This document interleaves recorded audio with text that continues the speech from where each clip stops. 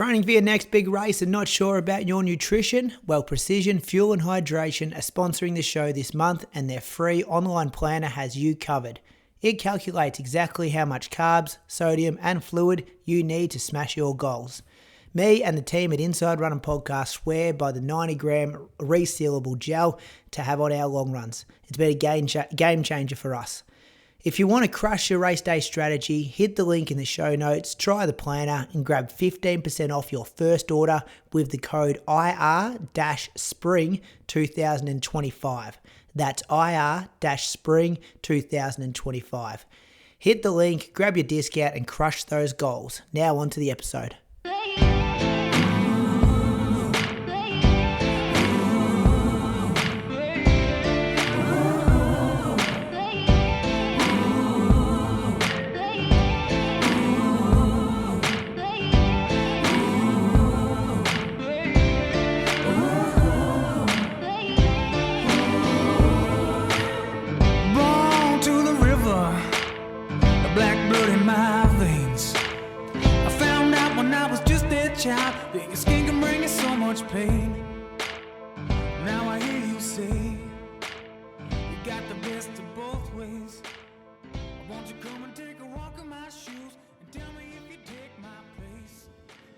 Welcome to episode number 389 of the Inside Running Podcast. Thanks for joining us for another week to talk about running for the next probably, 60, 90 minutes. We got you for big episode coming up. Australian Track and Field Championships happened. So that's the main news item. Got Moose on the loose, listen to questions, some whispers as well. And we'll talk about a few things that are coming up in the next week of distance running. Welcome to my co-host. I'm actually not sure where he is, but usually he lives in Canberra. And we're going to be talking some track tonight. I went through the results. In 2008, this man, Moose, was third at the Australian Track and Field Championships in the 3K. It could have actually been a standalone race behind Craig Mottram and Collis Birmingham when he got bronze in the 3,000 metres. Welcome to you, Bradley Croker. Thanks, Brady. Yeah, I'm in Malua Bay tonight, down near Bateman's Bay, in the dungeon of our accommodation.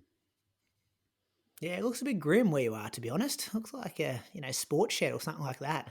Well, yeah, so it's like a three level house. Like it's a really old house, and like where I am now has like one bedroom.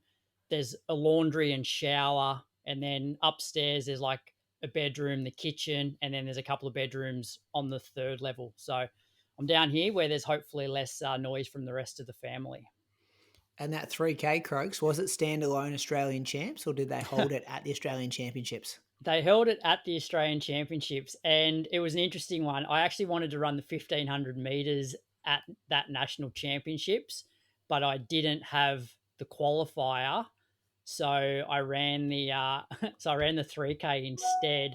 And I think guys like Mottram and Collis, because that would have been Olympic year, those guys obviously wanted to rock up to the Aussie titles, but didn't need to necessarily like do anything at nationals to try and qualify themselves.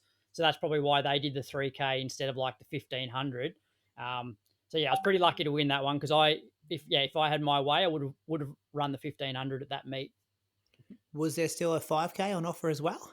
I reckon the 5K would have been done at a different meet, like Melbourne Track Classic or something. Yeah, so that makes more sense. Yeah. So it was a very outside of Mottram, a Kenyan, and Collis. It was probably C grade after that, battling for the bronze. No, you got the bronze. Take it. My other co-host, he's down Anglesea. He's a 2:14 marathoner and the owner of the running company Torquay and Geelong, Julian Spence. Welcome to episode 389. Oh, yes. Thanks for having me tonight. No worries at all. How's things in your life? I'm a bit thrown. Croaks, his mouth moves, but the audio is way different to what I'm seeing. So I think that dungeon there, it might block the noise, but also the Wi-Fi. As long as you can hear me. Don't worry about the video, Moose. It's actually lined up now. It was like one of those like Chinese kung fu movies for a while. That's all right. He looks all right. Looks a bit sketchy in the dungeon. Better now, but he did throw me early. He'll get us through for sure. How you been, Moose? Good. Been good. actually watching athletics. It's on TV, very easy to put on. Love that. Being able to just turn the TV on, don't have to go find links, bloody VPNs, all that kind of stuff. So loving that. Channel 7, good on them. Kudos to 7 for jumping on board, making it easy for us. 100% Moose. I was saying to Brady just off air how I really enjoyed watching the whole meet, and I'm not sure if it was the fact that my last viewing of athletics was Grand Slam track the week before, which was absolutely terrible.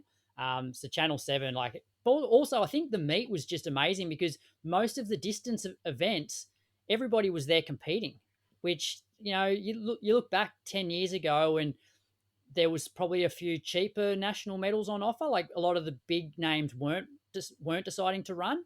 So it's great that pretty much everybody rocks up and races. When you put it in the selection criteria, it encourages it.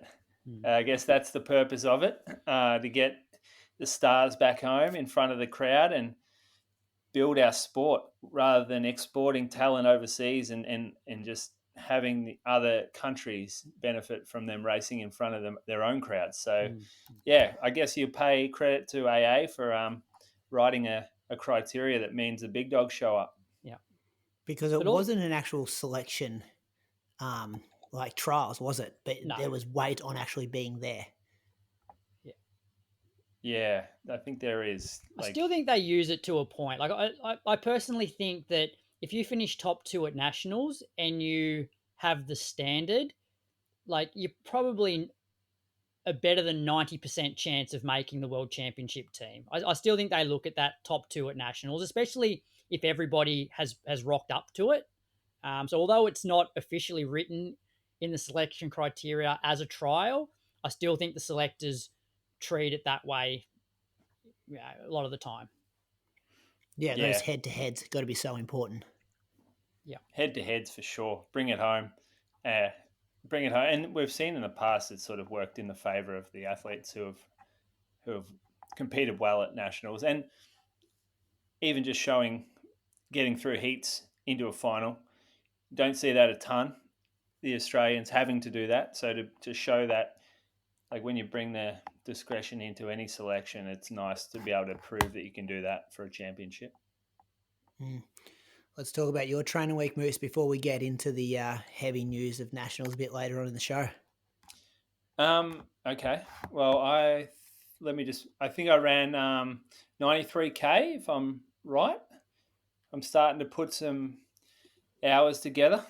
I'll call it hours together, but it's going all right for me. Ran 6 days, still had Monday off, which worked out quite well, I reckon, last week for myself because I was coming off a Sunday and just allowed me to freshen up a little bit. I jogged on Tuesday.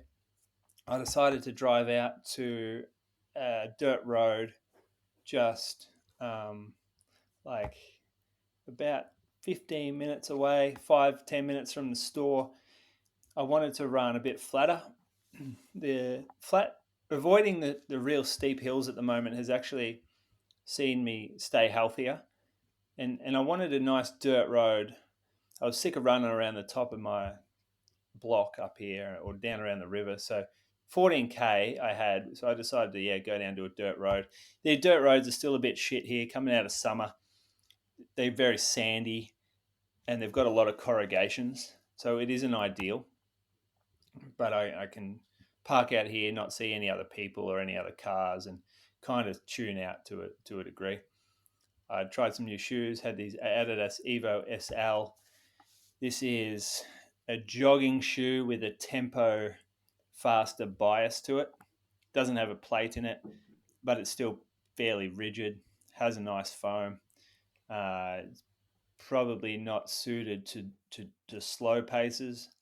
I found when I was warming up, I'm just a bit stiff and the paces are quite slow when I start. This shoe didn't feel great on them, especially on the dirt road.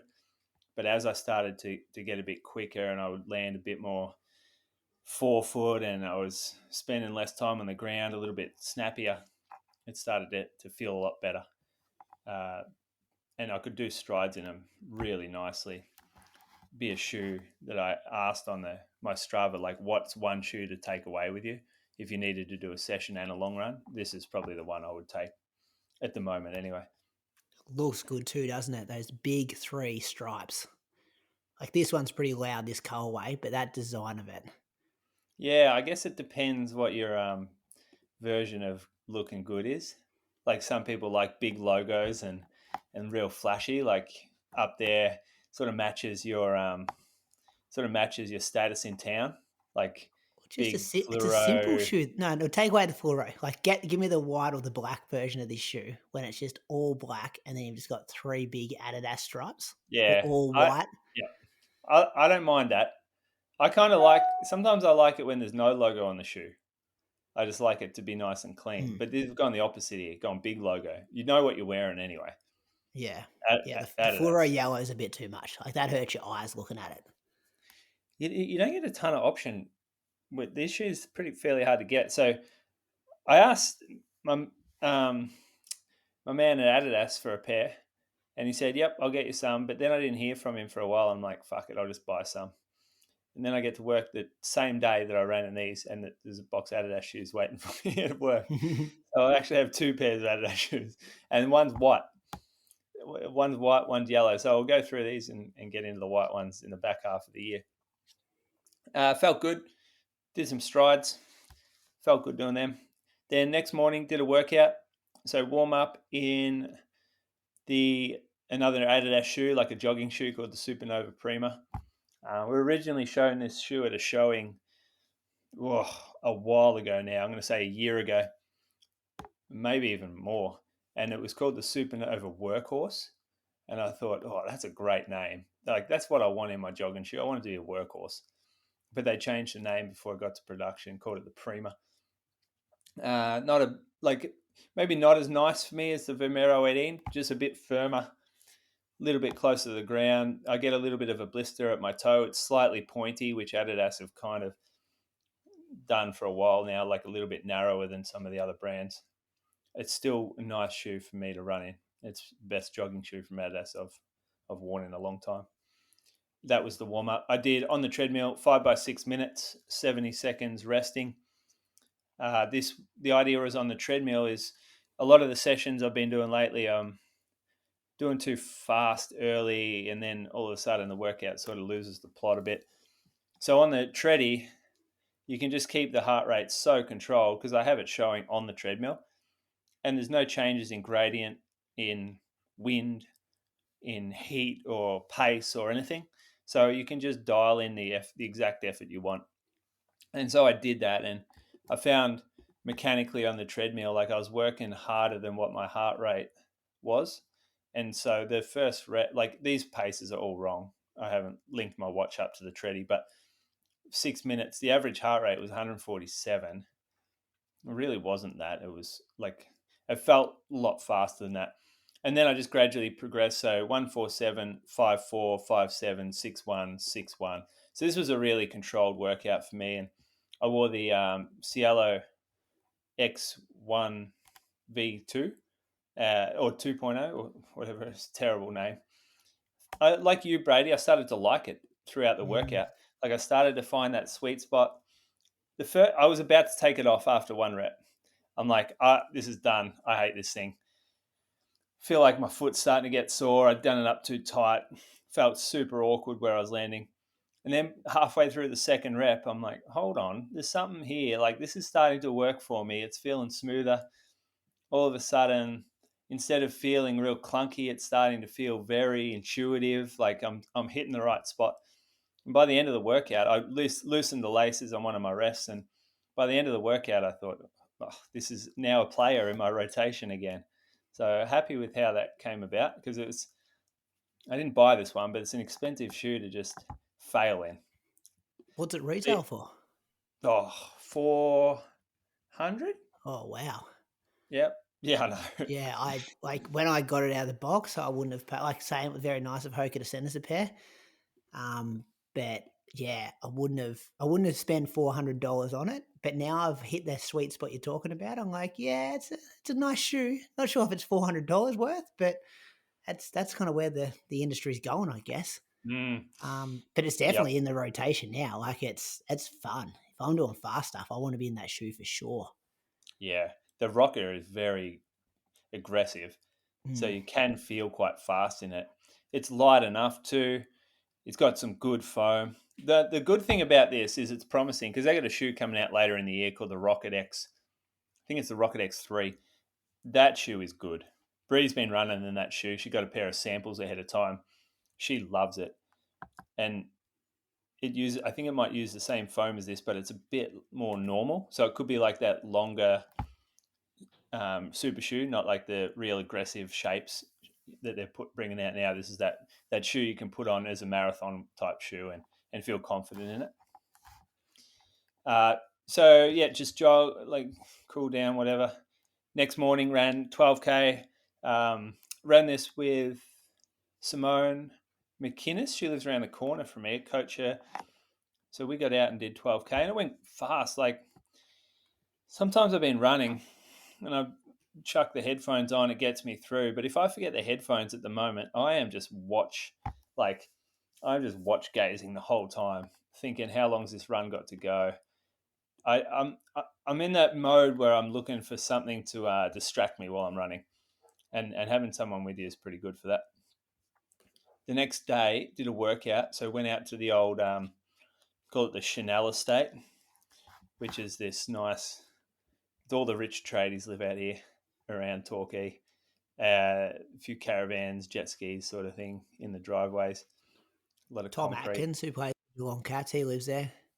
No, he actually doesn't. We messed that up. That wasn't him. I swear that was him on his nature strip watching me work out that day. Yeah, it wasn't. I don't think it was him. I think it was someone else. Because someone knows that guy, someone who ran with us at a later date, and they're like, "Oh no, that's that guy. That's not Tom Atkins." Well, I thought it was that morning. I know, and we used to say, we was telling everyone it was until this bloke rocks up and we go, "Oh, Tom Atkins live here," and the guy was in his front. He's like, "No, that's my mate from Geelong. He's not Tom Atkins. It's Gary from Geelong." Yeah.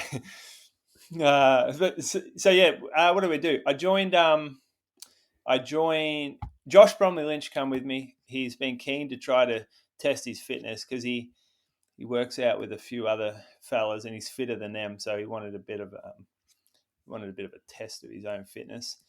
We had a workout. It was quite good actually. 2 sets of 5 minute, 4 minute, 3 minute, 2 minute, 1 minute with 60 seconds jog between everything. And I changed the jog between the sets to 90 seconds.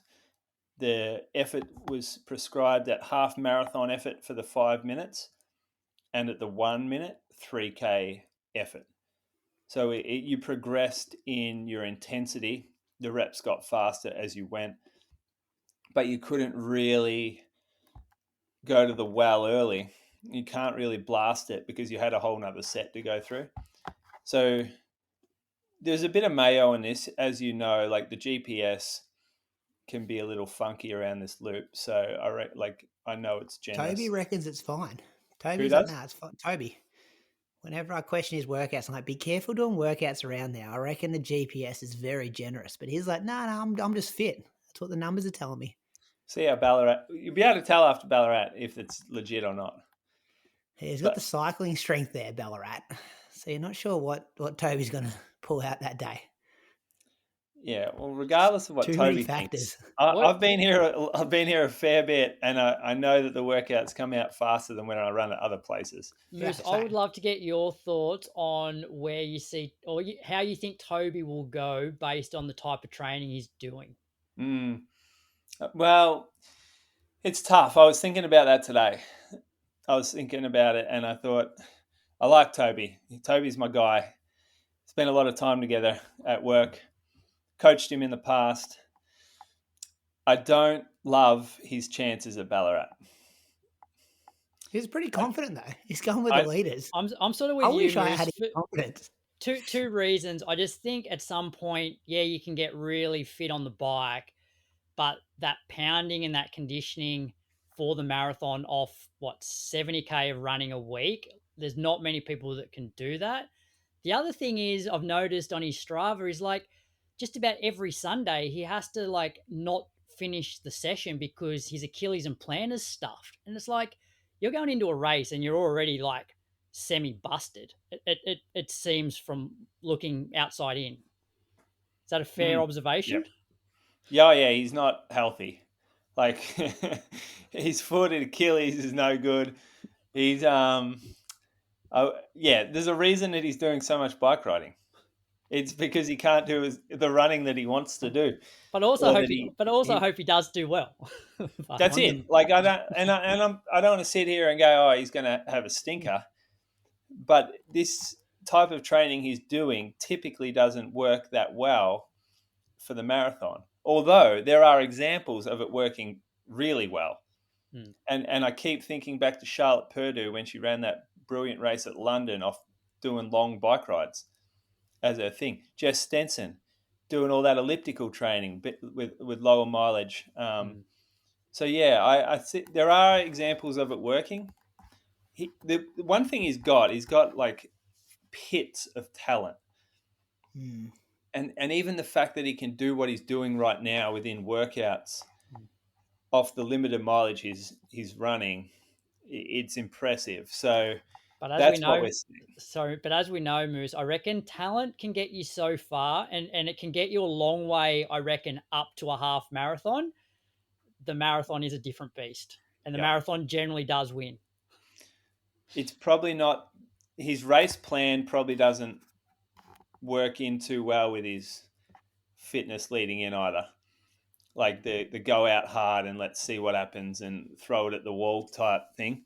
Yeah. Like it's probably going to get you in a bit of a pickle. I just hope he gets through it and it's not one of those Sundays like he's had where he's like had to pull the pin on the session because his body's stuffed. Because if he gets to like halfway and the Achilles and plantar starts to play up, does he like fight through the pain to get to the finish line and be completely busted, or does he just pull the pin? Nah, on the monthly, because Chriso's like, we all got to finish. No one's DNFing. And Toby's like, nah, I might be DNFing. We're like, we're only DNF if someone's actually physically injured. He's like, yeah, I'm physically injured as it is. Like, so, yeah. He knows where he's at. He knows where he's at. Anyway, there's some mayo on this course. That's why when you've ran your last 1 minute rep, you've averaged 2:43 a kilometre. Oh, no, that one was accurate for sure. That one was definitely accurate. 3K effort. Yeah. So the repeats that I ran, 3:22 for the 5, the 4 was 3:14, 3 was 3:09, 2 was 3:02, and the 1 was 2:57. And all of this was looking good. Heart rate was very good on that first set. But I did notice myself starting to work a lot harder in this second set, mainly because I haven't got the running in that I need to be able to pull off these sessions really well. So I went a bit too, I guess you would say, I went harder this back half, and I haven't gone hard in any workouts yet. Like I haven't really been given the opportunity from Ellie, and on the Wednesday I took it super controlled. So I thought, yeah, here's a chance to just sort of test it a little bit, to stretch the legs.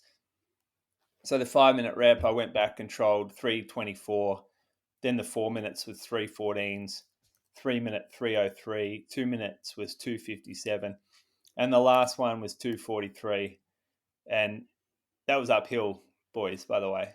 3:43 uphill for a minute. That's going all right. There's no hills in this loop. 2 minutes of 2 meters. It says that. This was from the bottom of the course loop to the top of the course loop. But yeah, I had Josh. He was pushing me on this last rep. You could tell like he's got that footy brain in him. He saw that last rep. It's like, even though I let him bloody catch up every single rep during the rest periods, he still wanted to beat me in that last rep. And so it was a bit of a sprint off. I stayed with him to this one corner. Then I thought, I'm not going to let you take the session off me here, even though I've let you bloody catch up every single rep. And it was good. It was a good workout for me. I left it feeling like I'm in a much better fitness place than I thought I was. The I mean, I thought I would be sore from it, and I was. I had some calf DOMs the next day, and I was fatigued, so I took it real easy on the Saturday. Ran in the afternoon, just average about 5-minute K pace. Stayed as flat as I could, and then Sunday joined the group. Ran 60 minutes with Ben Stevens, who now lives down on the, well, sort of near the coast, works in our Geelong store, and Sam Williams, also from Ballarat. So 2 Ballarat guys. There was actually, Sam is Wendouree runner in the past, Ben is Eureka, and I was the Harriers. So we all ran together on this long run down on the surf coast. It was a bit strange. And I ran an hour with them, then I popped the headphones in and ran 50 minutes solo. And that was a 24K run. And you won't believe what happened at the end of this run. Possibly like the most annoying thing you can think of. But I had my gels in my back pocket, put the gel wrappers in there. Also had the key to my bike lock because I rode down the hill, ran from the start spot. And I sort of grabbed everything out of my back pocket, chucked it in the bin. Then I walked back over to the bike to unlock my bike lock and realized that I'd thrown my keys into the bin. And then I went back to the bin, tried to open it. It's locked.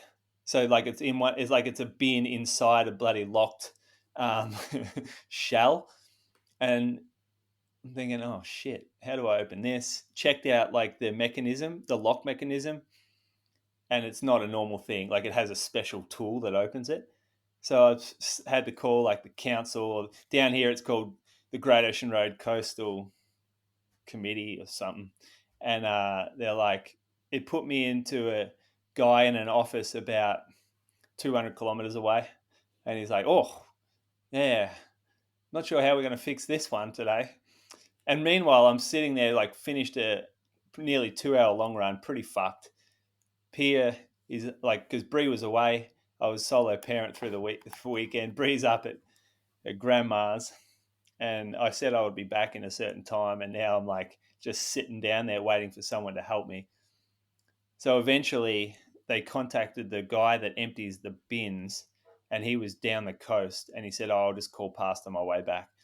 So after I finished my run, to the time that I got my keys out was probably an extra 90 minutes after I finished the run, just sitting down on the riverbank. That wasn't much fun. Did the bloke invoice you, Moose? You got to pay overtime rate Sunday? No, well, this is the council. My rates pay these guys. Yeah, not for random pickups because a guy chucks his key in the bin. Sunday call out.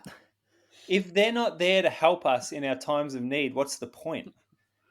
I had no guilt whatsoever. I'm like, do you know how expensive my rates are? They shouldn't have to be there to help stupidity, Because your house though. is so expensive. That's how they work that out. You know, No, when I was down there, no. that's how they work out the rates off your property prices. Anyway, the bin guy was just luckily calling past. That's how that happened. And he opened it, and then the bike key, tiny little thing. So it's in the bottom of a fucking disgusting bin that's put out the front of a cafe where all the tourist buses show up to. So I'm trying to like bare hands go through the rubbish, and there's dog shit bags in there. There's like half coffee cups that have emptied, all this food scraps. And it's, I'm trying to sort through for this tiny little bike lock. And I thought this could only happen to me. I'm not sure this would happen to anyone else. Like, how do I find myself in these positions?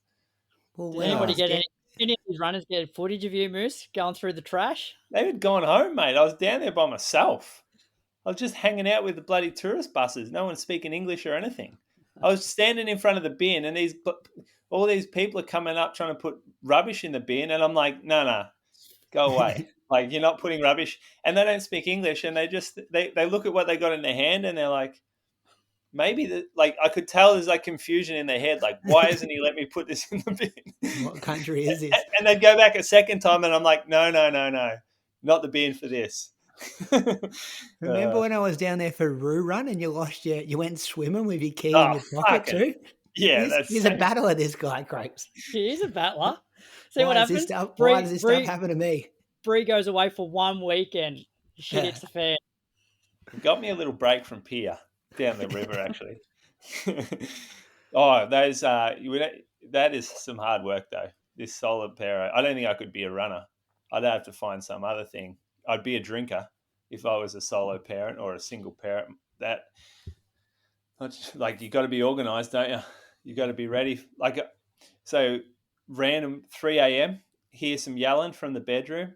I'm like, oh God, this was like the first night I was about to get some sleep. Walk in, Piers slid down the side of her bed, like literally stuck sideways, can't get up herself, and it is just jammed in between her bed and the wall. And I'm like, oh, this is like, could I again? How has this happened? Poor guy. It's just unbelievable. That's because Brady normally gets up to that. Happens probably Yeah, once probably a happens. week. And Probably Bruce- happens every time. Mrs. got his earplugs in. Oh, I had a great sleep, honey. How'd This is you a go? bizarre thing to happen. Your kid getting stuck in a certain spot. I was lucky the head was up where she was stuck. If the head was down, I wouldn't have heard her till the morning. Would have had a great sleep. All right, we're moving on. He's ran 93 Ks, but spoken for 27 minutes, Croaks. You were asking me He's about got some Toby. good stories. You're He's got asking me really good about stories. Toby. Yeah, Don't we did have stitch me up we did like have that. 5 minutes of Toby talk in there. Toby chat. If you want to catch Toby, he's on the monthly pretty regularly at the moment too, if you want to know what we're talking about. NordVPN has partnered with the Inside Running podcast to offer you an amazing discount. Head over to nordvpn.com/inside running to get a huge discount off your NordVPN plan, plus 4 additional months on top of that. Think of NordVPN as your personal bodyguard for your online activity. It encrypts your internet traffic, shielding your personal information from those prying eyes and online criminals with state-of-the-art encryption. It can help you book flights and hotels for your next race. As well as that, when you're over there, you can connect to NordVPN servers in your home country and safely enjoy the content as if you never left, wherever you travel. It's perfect if you want to follow Aussie sport. With NordVPN, you can access all your streaming services from back home. Don't forget, there's literally no risk to you at all with their 30-day money-back guarantee. Give it a try, and if you like it, great. If you don't, they'll issue you a full refund, and you can pretend the entire situation never even happened. Check out the link nordvpn.com/inside running to get your subscription started today. You can also find more information in the episode show notes and the link in our social media bio. So, Croaks, take us through your week. All right. So, yeah, Monday I didn't run. Tuesday afternoon got out, and I've titled this one Enjoyable. It was just one of those runs where everything clicks. The weather, it's like one of those awesome autumn afternoons, 20 degrees, no wind, bit of sun, but it's still got like that sort of coolness in the air. And being in the afternoon, like within the first kilometer, I'm like, I feel like I'm covering the ground well. And it pretty much just continued the whole time. Like I don't feel like I've moved this well for like a long time. I don't know what it was, but anyway, I did an hour, average 4:10s. Heart rate was highish at periods, but I was just going with it. I was just flowing. Achilles felt like really good. So that was Tuesday.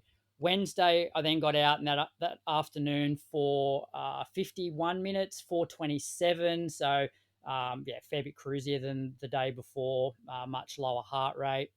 And then on the Thursday, I had my physio appointment. And so that went well. Like more so, like I sort of knew what he was going to say in terms of, okay, you need to do gym work. But it's almost like when a runner goes to a coach, and it's like they've got a fair idea what they need to do, but you basically just put all of the worry onto that person, and you don't have to think about it. He just tells you exactly what to do, so then you don't have to second guess yourself. So basically, it's when I get back to Canberra, which is we go back Wednesday, so I'm going to join up to the gym again, do at least a couple of times a week. Some heavy-ish calf raises.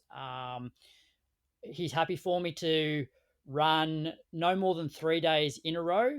He's also happy for me to do like one structured session a week. It just needs to not be on the track and not too high intensity. So probably something like I was doing on the treadmill that wasn't causing me too many issues. So somewhere between like 3-minute, 6-minute reps where I'm not running too fast.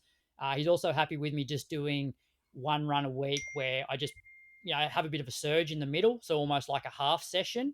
But essentially, it'll be five runs a week, 1.5 sessions, Probably no longer than 60 to 75 minutes this first week for like a long run, and then just slowly increase that. So came away from that with a pretty solid plan, and then we'll just see how that progresses over the next few weeks.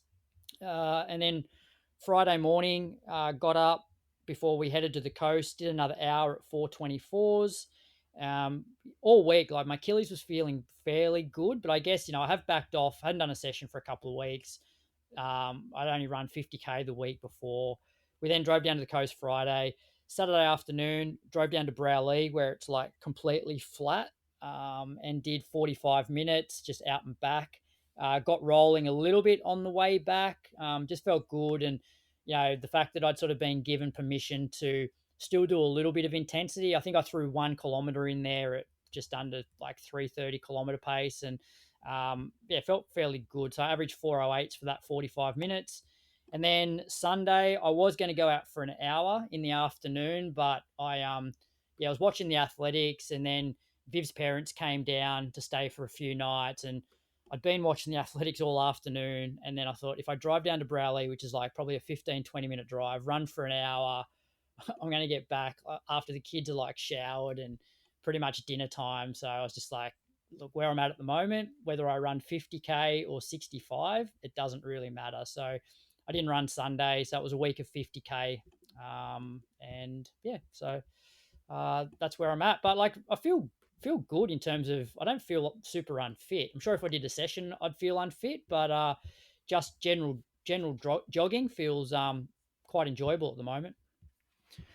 Yeah, well, you put together some decent work before you've had this like break.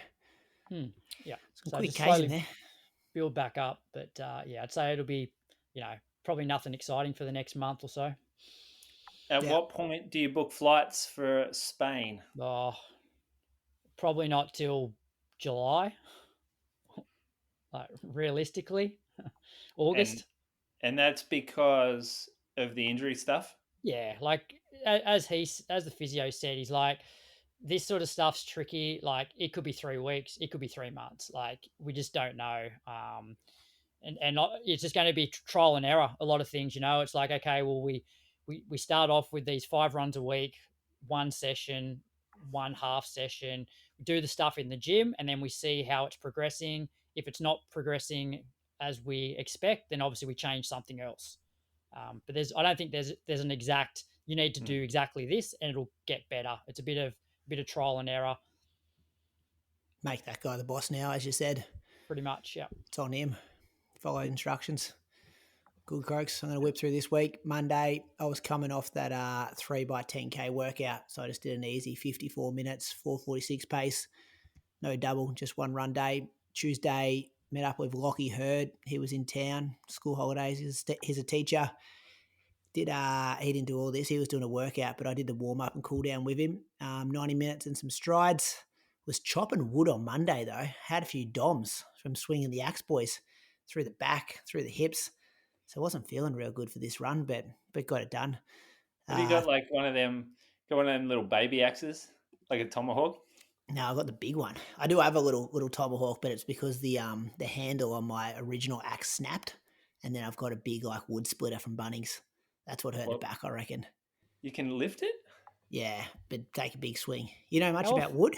How often do you do this, Brady? Because it's like you're coming into taper now. Don't you want to try and like limit that sort of stuff until like the do's and don'ts of taper? Remember what we were chatting about last week? Do's and don'ts of taper? I didn't think that. Like, what are you doing? Kipchoge wouldn't be doing this 3 weeks into it before a marathon. He definitely would. The bloke cleans fucking toilets at his training camp. He's splitting wood, no doubt. Yeah, well, I got a load of wood last year. It's been sitting in the shed, and it was probably a bit green still, so I couldn't get through it last year. Whereas this year, I got it out into the back laneway and just gave it a bit of a go, and it was good to get through it. And it's a satisfying feeling chopping wood. You'd done a bit of it in the past, wouldn't you, Moose? Croaks has never seen an axe in his life, but you would have seen an axe, wouldn't you? Yeah. We used to have we have outdoor fires. I don't have a fire indoors. I love a fire indoors. Oh, so you got one indoors? Ours is outdoors as well. Yeah. This is like recreational fire, not like keeping the house warm. Just somewhere to watch the footy, have some beers, chuck some logs in the fire. Even more reason to wait till after Ballarat. Yeah. How are you watching the footy outside? We've got a TV outside. Sometimes you Got a take the TV outside. sometimes you take the iPad out Must there, be maybe nice to have a maybe the TV laptop. outside. Yeah. We've Is got it a TV. waterproof? I believe his other No, it's 3 under, houses like- have TVs outside as well, Moose. It's under like a pergola area. Like it's outdoor living, boys. That's unbelievable. Live in a town like this. Anyway, Wednesday, we'll move on. I did a bit of a bridging workout. So I did 20 by 300 meters off 200 meters jog. This is a track workout, but I didn't have access. Well, I have access to a track, but I didn't want to sit in the car for an hour to get to the track. So I just did on the roads, programmed it into the watch. I would explain this pace as like pretty like hard and fast, but controlled, like not 100% all out like sprinting. Because the 200 meter jogs between kind of went pretty quick. And my watch was like spitting out anywhere between kind of 250 and 255 pace, but just never sure how accurate that GPS is over 300 meters. Who's the coach for this one? This was your man from Hoka, the old Hoka guy, Ben Rosario. I got this one from. Fits in well. Yeah, well, I actually liked it. And I was talking about this on the monthly, which I know you've listened to and going to criticize. But do you think sometimes when you go to marathon training and you do big Sunday, big Wednesdays, sometimes you just go too big and you just need like a medium Wednesday? That's not what. Why would I criticize that? I know you'll criticize the fact that I just get these new ideas and just just jump on bandwagons. When you're 2 weeks out from a race and you read a book and all of a sudden you're doing that training. Still got a couple of chapters to go too. I hope he has a good run at New York because I'm trying to copy some of his stuff. The boy's fit though, Moose. You seen some of his sessions? Like he should run a significant, like assuming the weather's good, based on some of his sessions. Like he's ready to go. Toby. I'm going out with Toby. Don't stitch him up here, Croaks. We do this every marathon. I've been ready to go for the last 10 marathons I've ran too, Croaks, and most of them come out at 220. So that's actually what I'm going in with it. I'm like, I'm happy with a 220. That's kind of like my standard for marathoning. But I'd love to have a big breakthrough, but it probably won't happen. Also, don't have the faith in Ballarat that everyone else does. Do you know Ballarat's at altitude as well? Yeah, fucking oath. I lived there for bloody 6 years. I put my time into a calculator from last year. 400 meters? You know, my time from last year is 2:17:10 on the altitude conversion. See, I found that you didn't get an altitude benefit from your training there, but the altitude did make it feel a little bit more difficult. I've never raced there and felt difficult. The 15K, the marathon last year, I never thought that was a thing. But I love that I'm a 2:17 low guy. I just had to do it at altitude. Well, you might get another 30 seconds from putting the heat in too. If it wasn't bloody hot, if it was more than 12 degrees, you could probably get some time out of that. No, last year's weather was beautiful. And then the hills, take the hills out. There's another minute. God, Moose's PB's in trouble here. By the end of the show, you'll be a 2:13 man. Hey, I'm just telling you, there's a calculator to do altitude conversions where you put in how high the place is and you put in your time and it spat out 2:17:05. And I can see Croaks is a bit disappointed. All of a sudden, I'm the second fastest marathon on the show, Moose. We also see those altitude conversions used in the NCAA, and these people never run anywhere near that at sea level. What the conversion says they should run. I didn't even know. It was Chris who sent it through to me. Said, "Hey, congratulations on the 2:17." Anyway, that was Wednesday. Did a double 30 minutes. Actually, I said don't stitch him up, but stitch him up. What time's he on to run? What time would be a disappointment? Let's do this next week. Well, because I want to throw some scenarios about how I should attack it.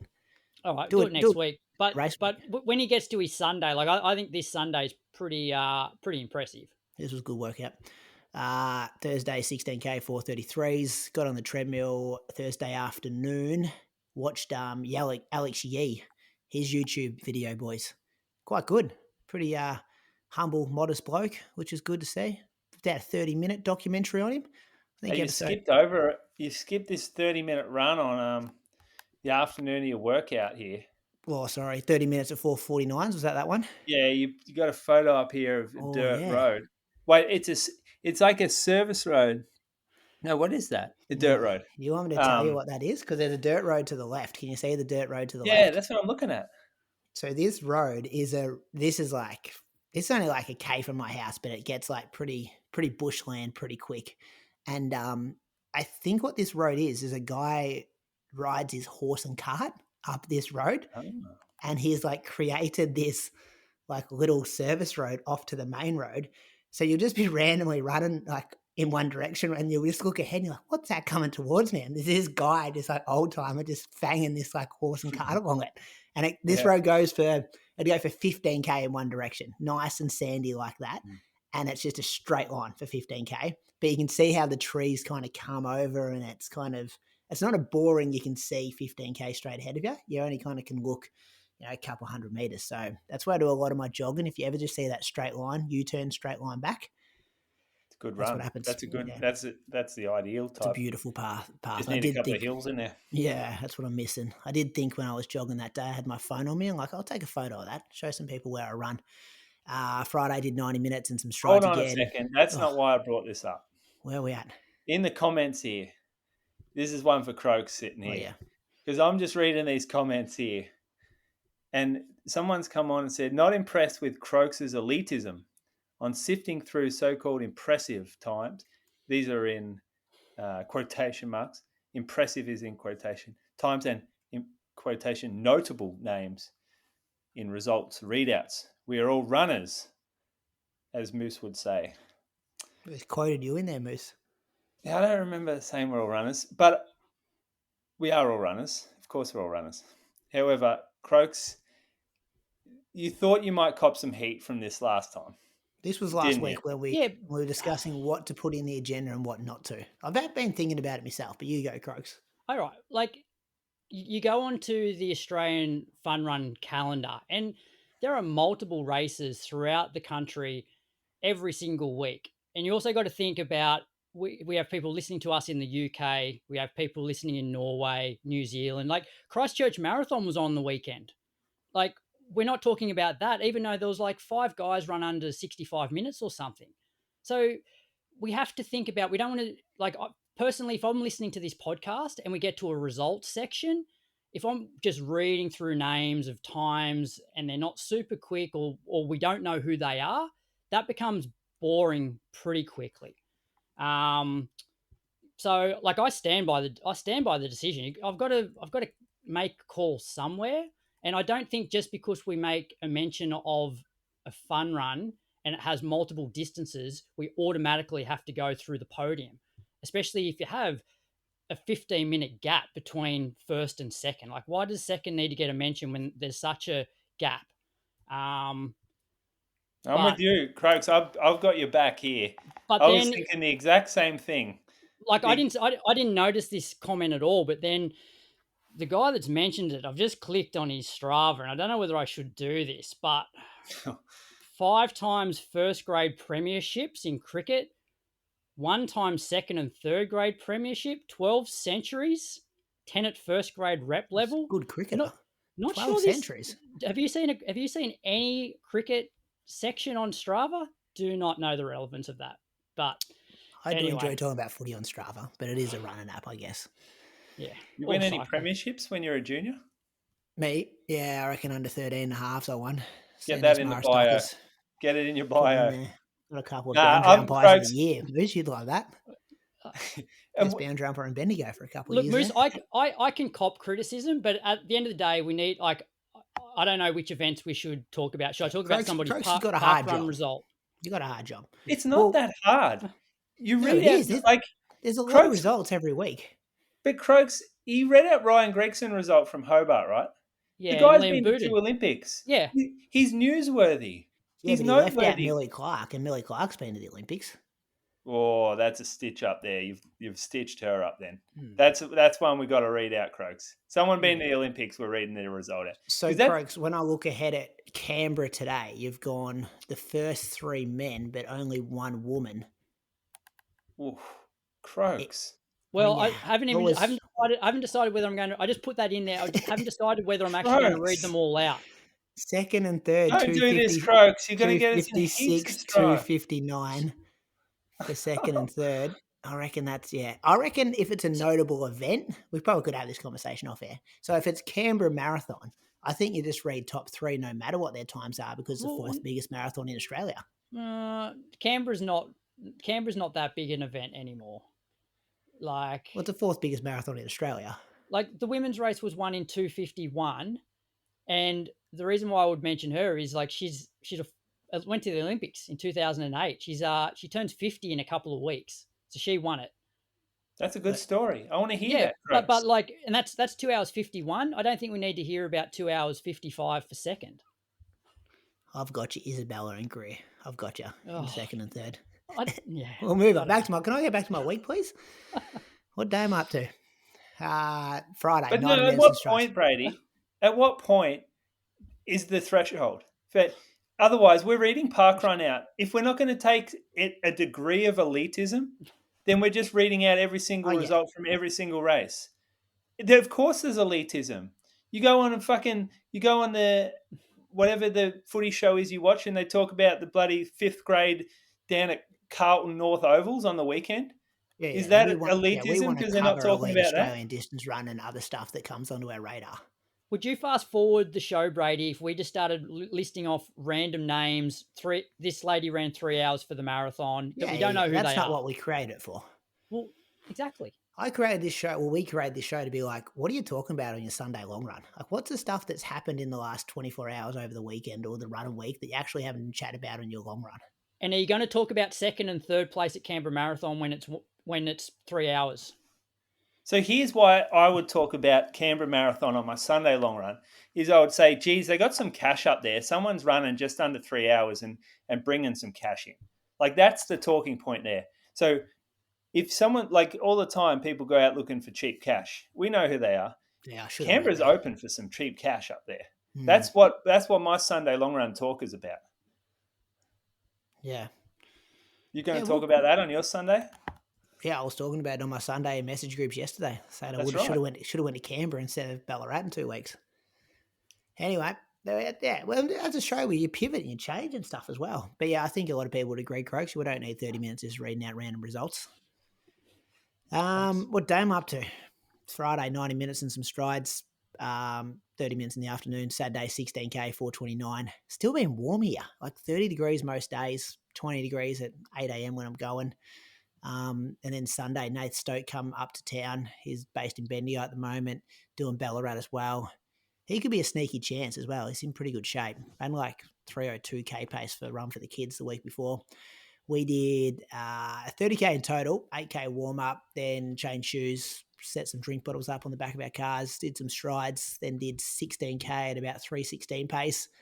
My heart rate didn't work, which I was really annoyed about because I really wanted to see the data to see what it was doing for that kind of pace. We took 2K each, which was good. Why didn't it work? Well, I don't know. I just went to look at it at one stage because, yeah, we took 2K each. And at one stage, I reckon Nath rolled out a couple like 3:12s, 3:13s. And I was like, oh, I want to check what my heart rate's doing here. And I flicked the screen over and it said like 142. And I'm like, well, that's not accurate. And then when I looked at the graph, I actually think it's just got my wrist. Like it's never, even in the first 8K, it's never a real like straight line. So I think it must have never attached to, you know, when you get that little alert, when you find GPS and it says like external heart rate connected. It mustn't have done that. And I mustn't have even, I think it's pretty good.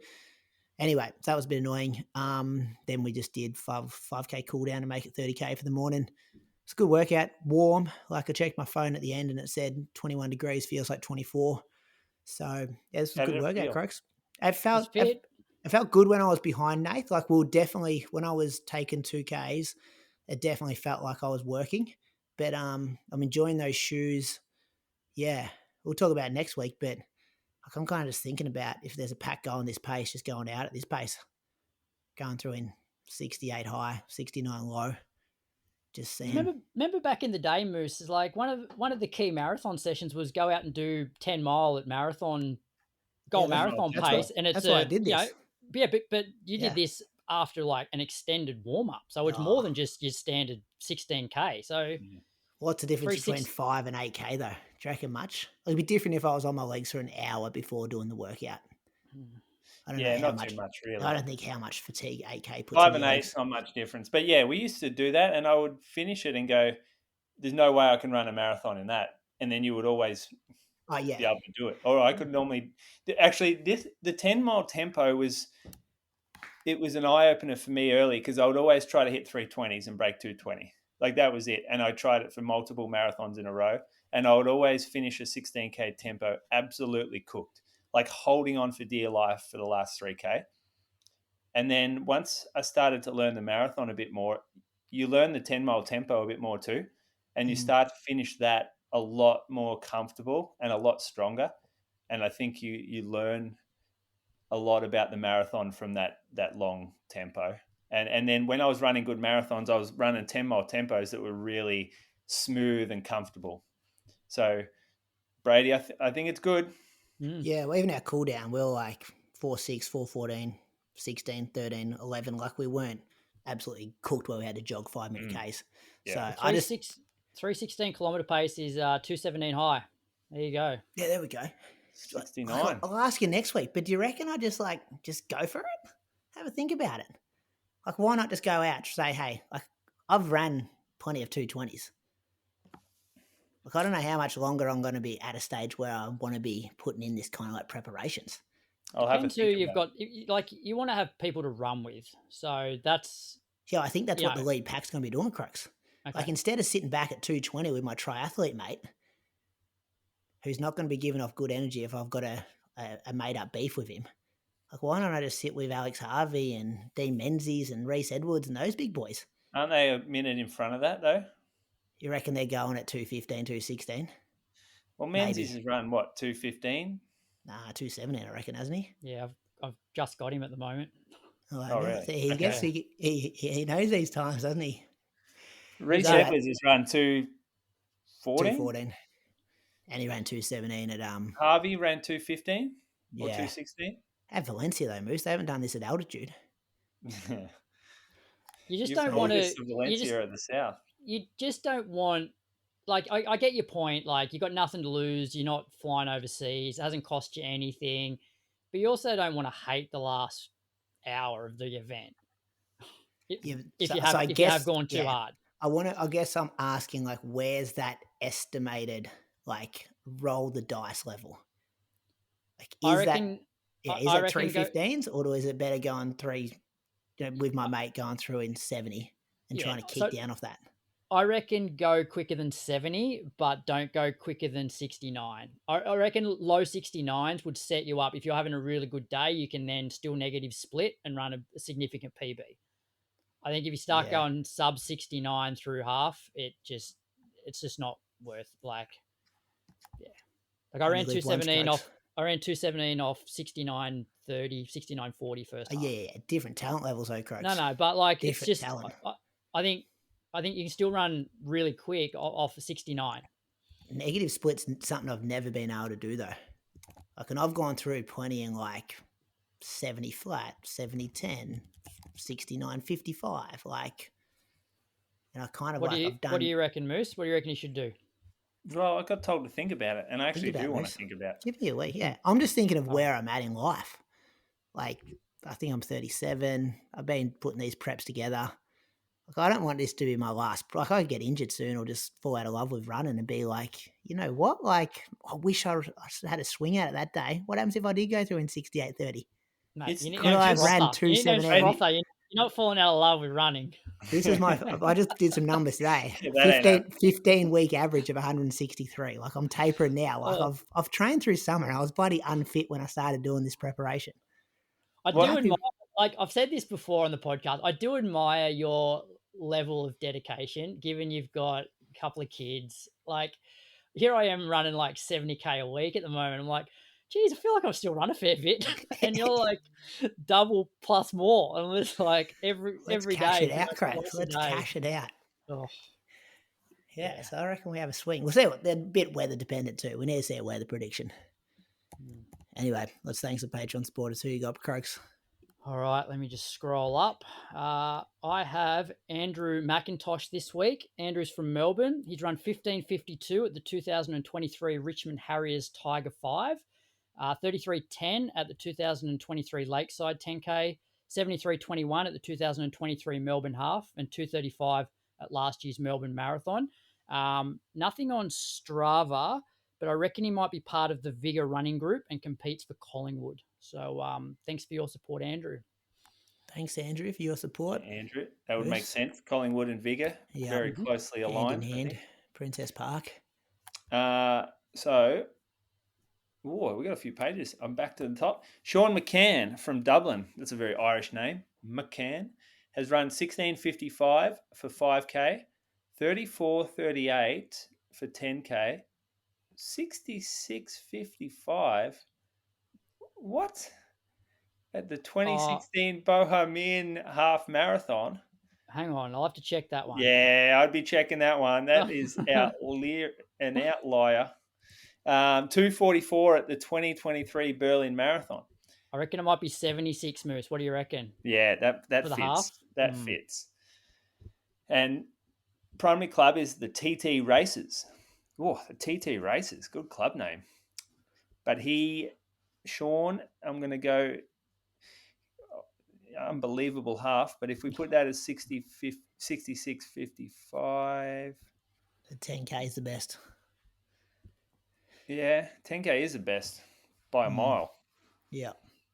Thanks, Sean, for your support of the Inside Running Only podcast. Sean.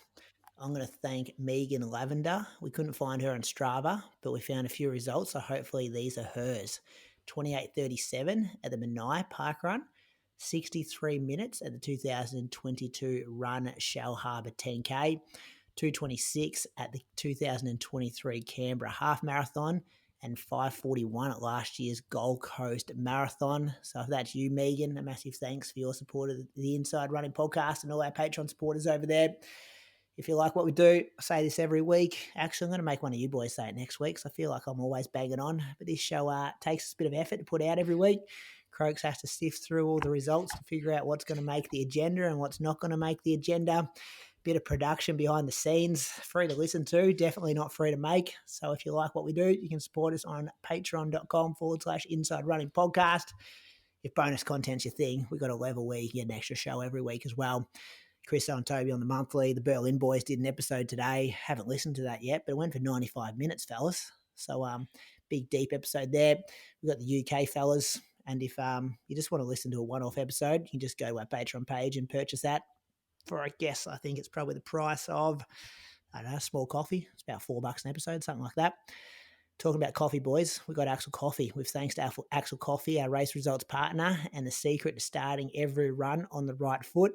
Nothing beats a good coffee before hitting the pavement. So thanks to Axel Coffee for bringing you these running results. Australian Track and Field Championships happened in Perth, boys. Did you watch a lot of it? Because I did. Felt like I don't want to tell the story because it's quite embarrassing, but I was actually tuned into the juniors for one of the days. I was fuming. I'm like, this is bullshit. They're behind time. How come I'm watching the under 14 girls do hurdles? And I fully missed the 1,500 metre heats because I was on the wrong stream. But it does show how good that app is because there's quite a few different options to watch athletics on. Yeah. Brady's blowing up on a message group like, oh, these pricks are running behind. And I'm like, mate, Myers just won his heat. The girl from Victoria, she also won her heat of the under 13 hurdles, Croaks. But it was good to be able to get on there. It's much easier to watch these days. Croaks has got this set up in order of distance. So I'm going to go to the 800 metres first. This was yesterday afternoon. Pete Bowl broke the Australian record. He ran 143.79. Peyton Craig second, 144.07, which was a PB and a World Champs qualifier. And Luke Boys, our man Benny St. Lawrence coaches Luke, he set this race up. He went hard from the gun. I'm going to say got him through 450, maybe 500 metres at a really good pace. And he was rewarded with a PB and World Champs qualifier as well in 144.5. Good to see Pete Bowl back at his best, boys. Yeah, it was impressive. Well, he would have run faster. His last 10, 15 metres, he's like waving the arms to the crowd, like definitely slowed down. So I reckon there was probably another 0.2, like probably take that down to 143.5 if he actually runs through the line. It was as you're watching the race, there wasn't any real mention of pace. I mean, of speed or the time they were on. So you didn't really think it was crazy. Normally, like if they're on a national record pace, the commentators might mention it, but there was nothing until they actually crossed the line. And so you didn't realize what was going on. But then when you kind of consider, they went through in like 50 point something, and it didn't get any. Well, it got a little bit slower, but it didn't look like it got slower as you were watching. Like it wasn't blokes tying up; it was Pete going around. And at that point, I thought, oh, maybe Luke Boys has just made that probably like the 300 to 500, 200 meter might have been a little hard.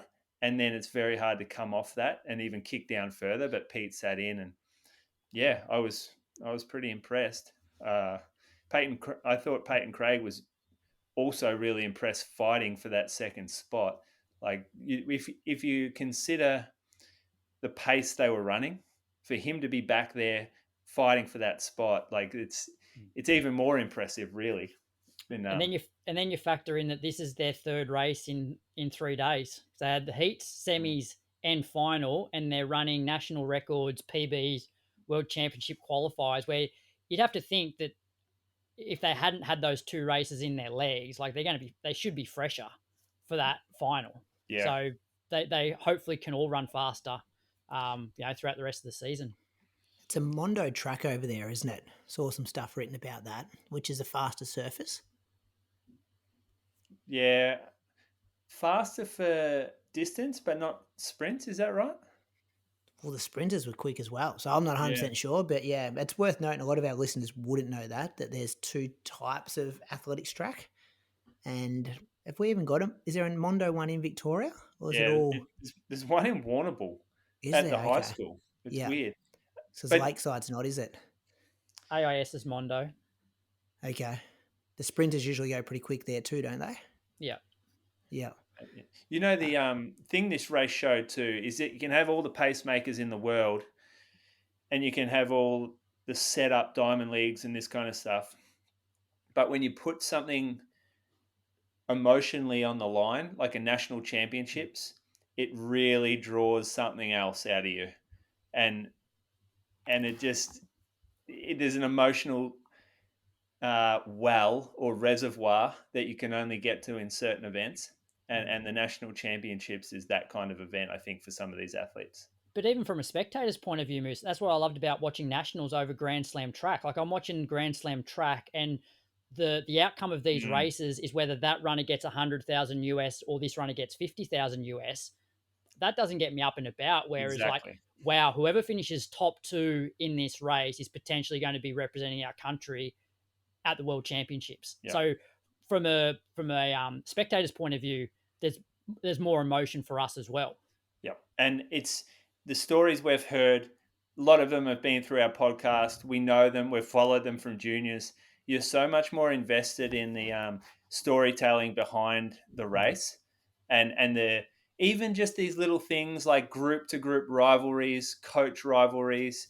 What this means for this athlete in their career, like who's running for a potential contract next season. It's so much more interesting.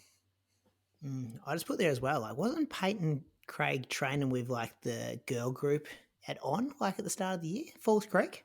Did he have like bad tonsillitis or an injury or something like that? I feel like he's worked his way into this season and got fit really quick. So just a bit of a watch there. The women's, this was a fascinating race. I would have said Claudia Holllingsworth was the favourite going in, boys. That'd be correct, wouldn't it? She won at Maury Plant in the 1500 there. We saw what she did at the Olympics, getting through to the semis. But she just made some decisions and got herself kind of boxed a bit all over the place in kind of, just arms and legs going everywhere. And as they come around about 150, 160 metres to go, Abbey Caldwell got herself out and just ran this amazing, just kind of put in this 30-metre surge, got to the front, led into the straight, and it just took Claudia so long to get herself out of trouble and to try to be able to attack Abbey that she just couldn't get to her. So Abbey got the win in 2 flat 0.51. Claudia Holllingsworth was second, 2 flat 0.9. Tess Kirsop-Cole, 202.26 for third. And I felt like it was a bit of an upset, but Abbey just made the most of the opportunity to just put her away on that top bend and just get some distance. I thought Abby's tactics, like watching that first lap as well, like she was right at the back, which like I was surprised by that as well. I think the commentators were. So I thought both of them, I was like, that's a bit odd from Abby because she's normally sort of, pretty close to the front. And most 800-meter runners that you talk to, it's like positioning is everything. And so you generally want to be sort of up in those first few spots, out of trouble, maybe on the outside a little bit so you don't get boxed in. And there's Abbey right at the back. And then you could see Claudia like the whole way around, just on the rail, but not really being able to get out. And even down the back straight, I'm thinking to myself, oh, nah, like she always finds a way, Claudia, always finds a way. And then this time there was just too much work for her down the straight. And it was a shock because you're just so used to seeing her run down whoever is in front of her in that home straight. And it's the first time that we've seen her fail. It shows the realities of the shorter events and the positioning, the importance of positioning, because when you kind of extrapolate it, Claudia's lost by 0.4 of a second, but at the 200-meter mark, she has to run, like Abbey has 5-6 steps on her at that point. And in order for Claudia to win, she has to have 8 steps on her by the end. She has to find that gap. And Abby's coming off a slowish pace there. And so they're both right, fresh, ready to sprint. And if you put them together on that 200 line and said, have a sprint race, but Abbey, you're going to have six steps head start at any given time. Like, you're just coming back from this deficit. You're just putting yourself too far behind the 8 ball to be able to do that in one of those races. And she's been able to do it in the past, but perhaps this is that the learning experience she needs going forward. Yeah, and once you go into the straight winning, you could tell like Abbey pounced on the bend, got the gap, and then she was almost growing in confidence to then be able to go again because she's like, oh my God, like I'm going to win this race. And she almost did kick away, I felt, in that last like 30 meters again. When Claudia was trying to pull her in. So fascinating watching there. To the 1500s, our man Cam Myers, he got the win, Croaks, 334.39. Adam Spencer second, 334.57. Ollie Hoare third, 334.61. His first Open national title. Don't know what he was doing for the first 350 metres either, Croaks. Just tried to, out the back, stuck in the middle, got himself out, and then straight to the front. And just the composure on the young guy, everyone lining up behind him to just outkick him, and he just stays so smooth. Like, watch all the techniques change of Spencer and Hoare and who was further back. You had like Jude Thomas, Cal Davies. Jimmy Hansen had a really good run in fourth too, I felt like. People forget about that guy, that he doesn't probably have the professional setup that a lot of these guys do. They're just arms and legs everywhere. And I'm yelling at the TV, like, kick, Cam, kick. Like, because he doesn't look like he's kicking. And he just holds them off. And he's just straight. His technique is beautiful. And he gets the win.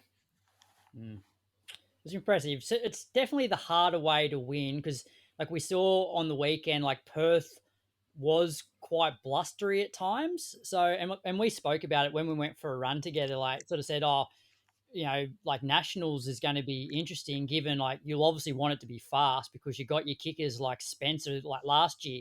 If it's really slow, that's going to bring those guys, probably make them almost favorites. He's like, yeah. But then I said, if it's windy, that's going to make it way harder. If you're doing the work for 1,200, 1,300 meters, those guys are going to be way fresher.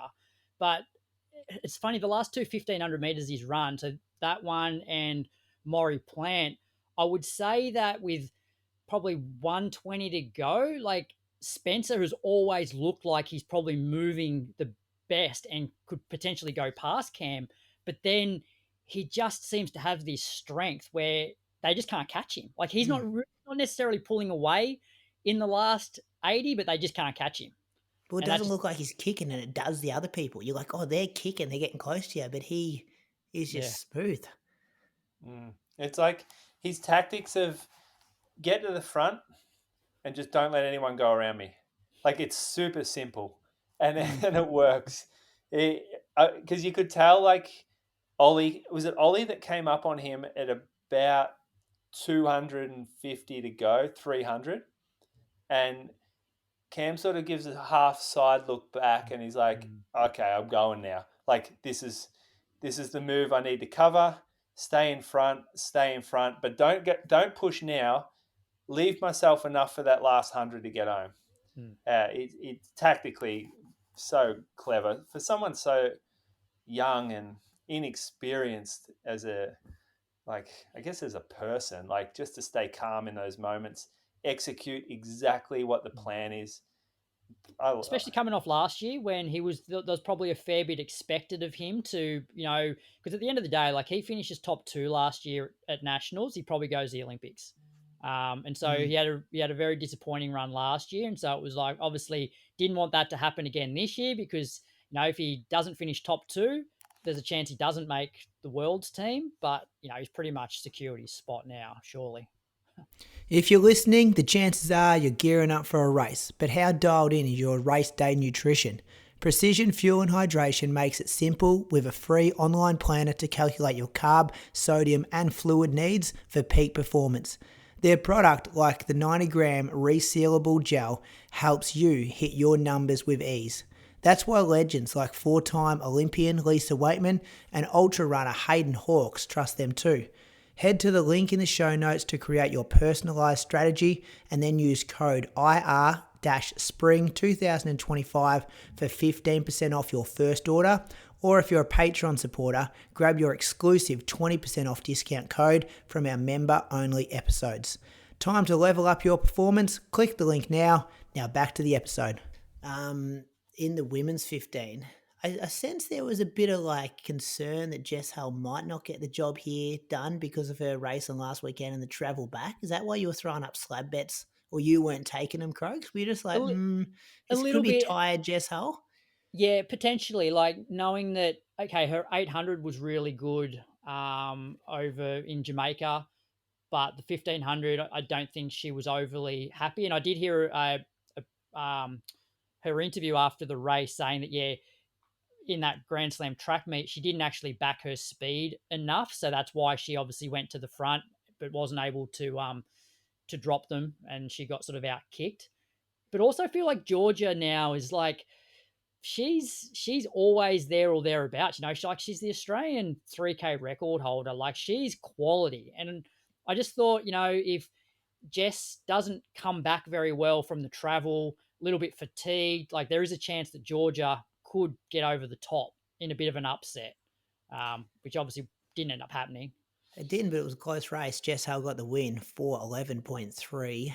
Sarah Billings actually got second, and this was very impressive the way she came late as well for 11.5. Georgia Griffiths third for 12.09. But Jess left it for the kick, which I liked. We've seen her go to the front and dominate. Well, you kind of see she got more than one trick, doesn't she? Remember that? Was it the 3K when she just went with 2 laps to go? And just her interview at the end, she actually said, I've kind of got to surprise the girls too. I can't be this one trick predictable show where everyone knows exactly what's going to happen, because they'll just start to try to find plans to. I mean, there's only you can't really plan to beat how she wins, but at least surprising them so that it creates this confusion out there. That's I think that's what she mentioned in her post-race interview. I can 57 last ways. lap. Yeah, that's moving. And I guess she ran that 800 last week, so we knew she got the speed in there, running 800 meter PB. So yeah, it was fun to see. And same thing as Cam, you just they just look so smooth. 50 meters to go. You got 3 world-class ladies behind them, just having cracks at them, and you'd almost you'd put your house on them, wouldn't you, with 50 meters to go? Cam Myers and Jess Hull, just how reliable they are in finishing those races off at the moment.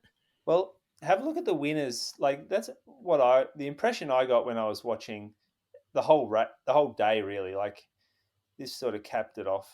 But watching the 8s, you got Pete Bowl running 1:43. Our national record holder now, he's come 4th at the Olympics. He's winning. You got Abbey Caldwell, who has run sub 2 so many times now, I think. Com Games medalist. Jess Hull, Olympic silver. Cam Myers, world indoor record holder, Australian record holder in the indoor mile. Like, our best athletes know how to win. They're just so rises to the top. professional.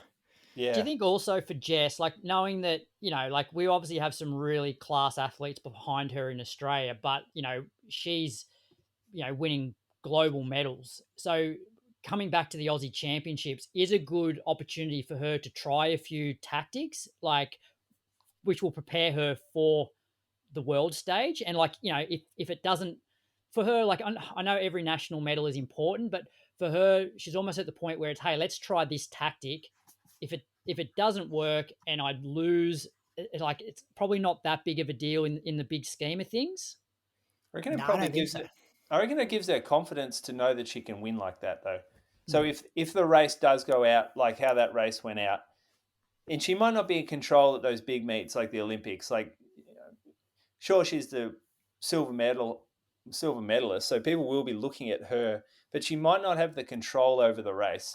And if she finds herself in one of those heats or semis or even a final, just knowing that she's been there in the past and being able to get it done, mentally, it would be so much more relaxing to have faith that you get confidence from having done something already.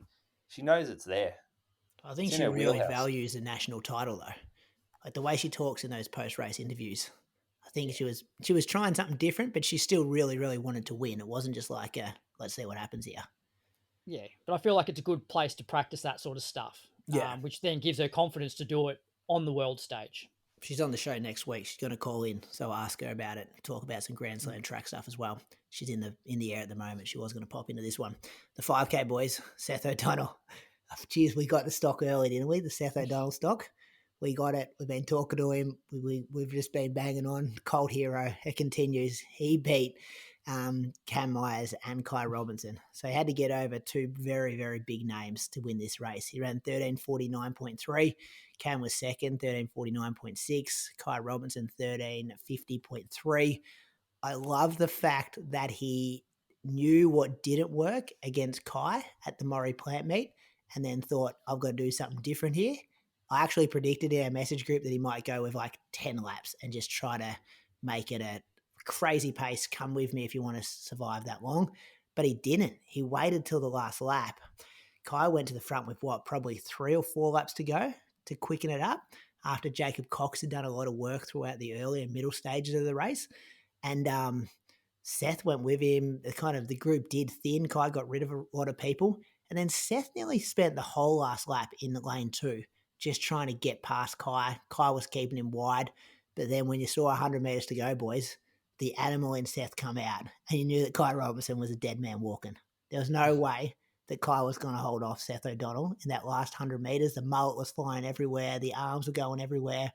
Singlet inside out. Singlet was inside out because he took the wrong singlet and the officials didn't like it, which is fair enough. The officials have got rules to follow, and supposedly his sponsor did give him 3 singlets that he could have worn, but he just accidentally forgot to pack them.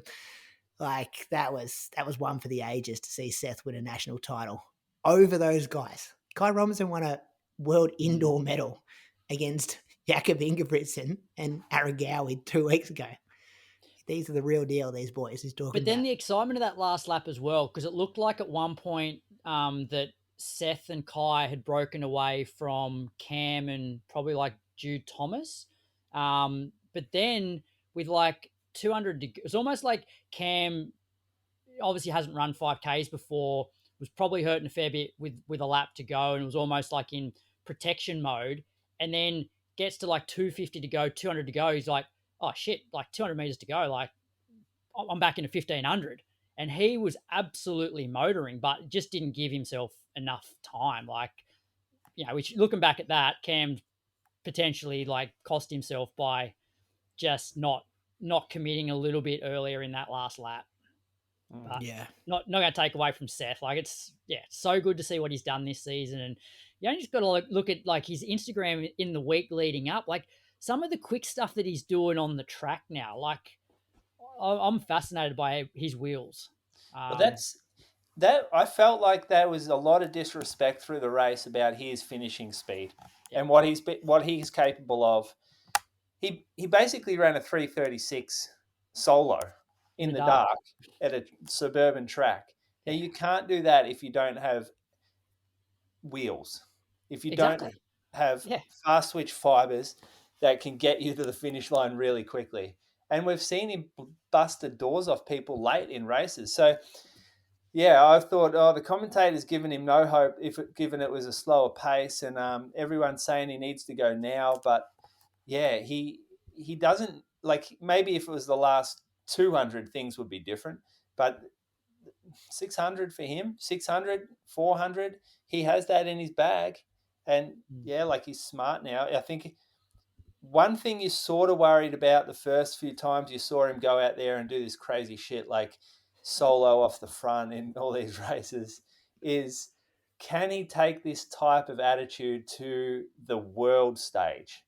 And that's, you sort of worry, is this kind of racing mentality mature enough to handle some big meets in Europe? And to see what he's done the last Maury Plant and then the Nationals, you kind of think, yeah, he can. Like, he has that craziness there if he needs it. He has the balls to put on the line, and he has this, like, animalistic type way of running where he'll scare the shit out of people on that last lap. But he also has the discipline of sitting in and executing like a professional runner can. So yeah, I wonder, he has the smarts to learn. Like, he literally must have sat there and gone, this didn't work with Kai. I have to change what I'm doing if I want to win this race. And he did change it. Like, how many times do you see the same? It used to happen a bit when we'd send people to the championships. They always just get run out in the heats. And you're like, they haven't learned at all that they have to try a different technique. Like, you're not going to win in the 400-meter kick down against some of these big boys. Do something different. Do you reckon it's Seth learning on his own, or do you reckon somebody's sort of been in his ear, like, you know, because he sort of spoke when he came on the podcast that he's not really he's got people that are advising him and helping him. So do you reckon somebody's just sort of got in his ear and said, hey, Seth, I think, like, you really need to just maybe, you know, not be so aggressive early on, or you reckon he's done it all himself? He's an intellectual person. Like, you look at him when he references those studies and stuff. I wouldn't be surprised if it's a bit of both. Be interested. We've got to get him on again, boys. Yeah, I feel like there's been some updates since we chatted last. Well, I wanted to get him this week, but I'm like, maybe our Seth love's been a bit too much in the last couple of months. And then I had Jess, and then her time wasn't going to work, so we don't have anyone, but we'll get him on. Another interesting stat, boys. I sent this to a message group. The last time that there was no MTC athlete on the podiums of both the 5K and the 1500 in the men's, I went back today. I reckon it's 2011, 2012 since that last happened. Wow. Yeah, because so like 2011, 2012. So Harry Summers, Liam Adams, Steve Deneen was like the top three in the 5K. The year after that, Cam Page, Ben St. Lawrence, Harry Summers. And like Benny's saying, I suppose was like managed by Nick, but wasn't really coached by Nick. And so 2012-13 in the 1500, that was the year that James Kahn, Roffey and Josh Wright, I think, finished first, second and third in the 1500. So that's, a long time since we haven't had an MTC athlete on the podium of either of those events. Is that a worry? In the men's? In the men's, yeah. In the men's. The women's, there's a few in the women's. It's not a worry. It's showing that there's other groups out there that are stepping up, and providing pathways, alternate pathways. I think it's brilliant to see. Yeah, I think it's good for the sport. Yeah, like we're seeing there's other areas you can go. Like, there's more places that are breeding success out there. So yeah, good for Australian running to not just have like the one main group. So yeah. Before we move on from Seth, like, I'm just going to put my tinfoil hat on here. Do you guys notice anything watching the coverage yesterday? Yes, I did. Obviously. What did you notice? Every single track athlete who won the race got an interview except for him. And then this was the preview. So they did a day 4 preview. This is what was written by Lockie Morehouse from Athletics Australia. World indoor bronze medalist over 3,000 metre, Kai Robinson. Queenslander coached by Dathan Ritzenheim, meets Cam Myers, ACT Dick Telford, who is chasing the double after winning a star-studded 1,500 metres bout in the men's race. So didn't even mention Seth in the preview. Didn't watch the Murray plant meet. Yeah, who made that race? I hate that, and the person writing this does have alliances to one training group in Melbourne, which annoy. Like, I hope it doesn't come to that. Well, you haven't noticed the AA social media yet? When people were sending the bias, when people were sending it to me too, I was just like, "Hey, we've bought this same fight, asking them if they could ever promote one of our podcast episodes, which they won't, but they're happy to promote the podcast episode to people that are in a certain training group." And I'm like, this would really piss me off if this is what they're doing to Seth, because he's not in a certain group. Didn't Cam call this out a few weeks ago? Cam called it out as well. So on our socials? Yeah, and there's people calling it out on their socials today because they put a lot of footage up of the last laps of the races, but they didn't do a post about Seth's last lap. Like, they put some photos up and stuff, but they never showed the footage of it. So I don't know if it's all just a coincidence, but fuck me, if that's what we're dealing with in 2025, that it's who you know, not what you know or what you're doing in this sport, it's absolutely ridiculous, and they need to pull their heads in. The good thing, though, is Seth, the type of guy that he is, would not care at all. No, and he'd hate that he will just continue doing his thing, and pulling their pants down. When he makes them look like fools. And if you're noticing this, call it out as well. I know people are writing emails to AA today, kind of calling this behaviour out as people comment on their comments and stuff. Like, I hope it's just a coincidence, but there was 3 or 4 examples of it, and I'm like, yeah. It's not good enough if that's how the governing body's treating one of their star athletes.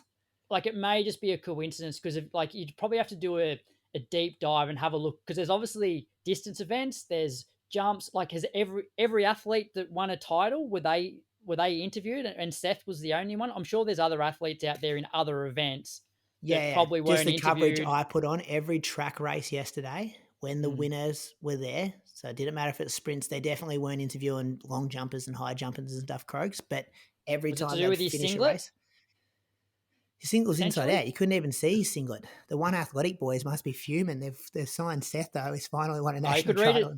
You could read the back, though.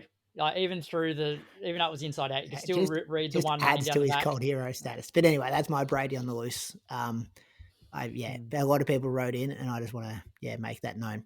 Women's 5K, boys, Izzy Bat-Doyle. She just goes to the front, leads the whole thing, which she's done so many times. And then you kind of feel for her because they all sit there, and then with one lap to go, it's just like, all right, now it's time we decide who the winners are, and you're no longer in this conversation because you don't have that top-end speed that some of these ladies do. Jess Hull got the win again, 15:02, which was a championship record. Georgia Griffiths this time was very close to her, 15:02.9, so 0.2 of a second behind.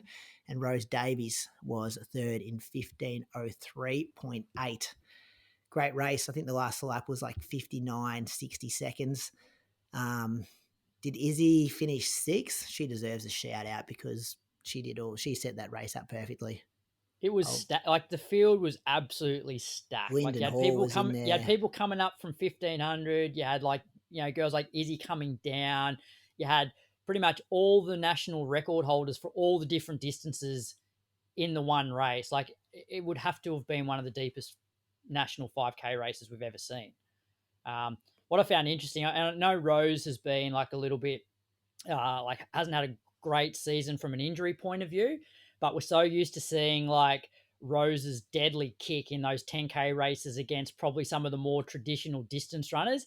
And then you see Rose against, the Olympic 1500 meter, and it's like there's different levels of kicks, which I'm not sure whether that was more just to do with her like current level of fitness, or whether, obviously trying to beat Jess in a kick is pretty difficult. Yeah, so, she outkicked, didn't she, Lauren Ryan? And they were both outside. Well, I guess Rose was third, but Lauren Ryan was there, Morty Skyring was there, Lyndon Hall. Like, that was a loaded women's 5K race. Izzy was 6th overall as well. Yeah, the last thing. So good to watch. Watching this was like athletics, the progression of Australian athletics and the level that we're at now embodied in one final lap. where the queen's still queens, but you're seeing everyone line up behind her. Like, I can't believe, like, looking at every single person in that group, I'm like, wow, there is like, this is so cool to watch them all racing. Like, reel them off, and all their plaudits. Is that the word? Yeah. So we had like 1500 meter Aussie record holder, the 3K Aussie record holder, the 5K Aussie record holder, the 10K Aussie record holder, the half marathon Aussie record holder. Like, Yep. so good. How good was And that? they're all there at the bell. Yeah. And you haven't just got the record holders, you probably got the top 2 or 3 in each one as well, at least.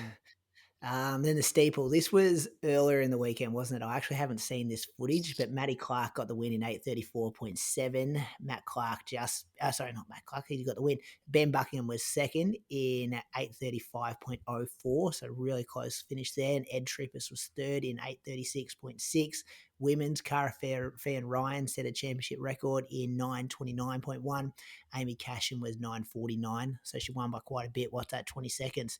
And Eve Pringle from New Zealand they share the third. Is that how that works, Crux? Whoever was the Australian in fourth also gets to go on the podium. 10:06. Yeah. There was a girl from Ballarat who who was the third Australian in 10:22. Catherine Dowie. Okay. Did you see the men's steeple moose? Yeah, I did.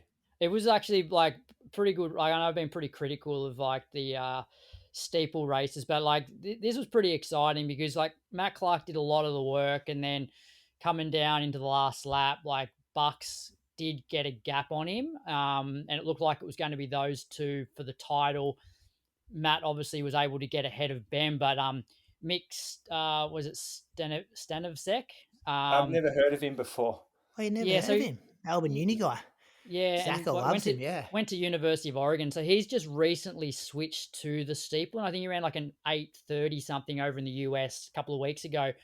He looked out of it, but then with probably just before the water jump, you could see him like sort of starting to mow these boys down, and they got to the last hurdle almost all together. Like Mick probably had the most momentum.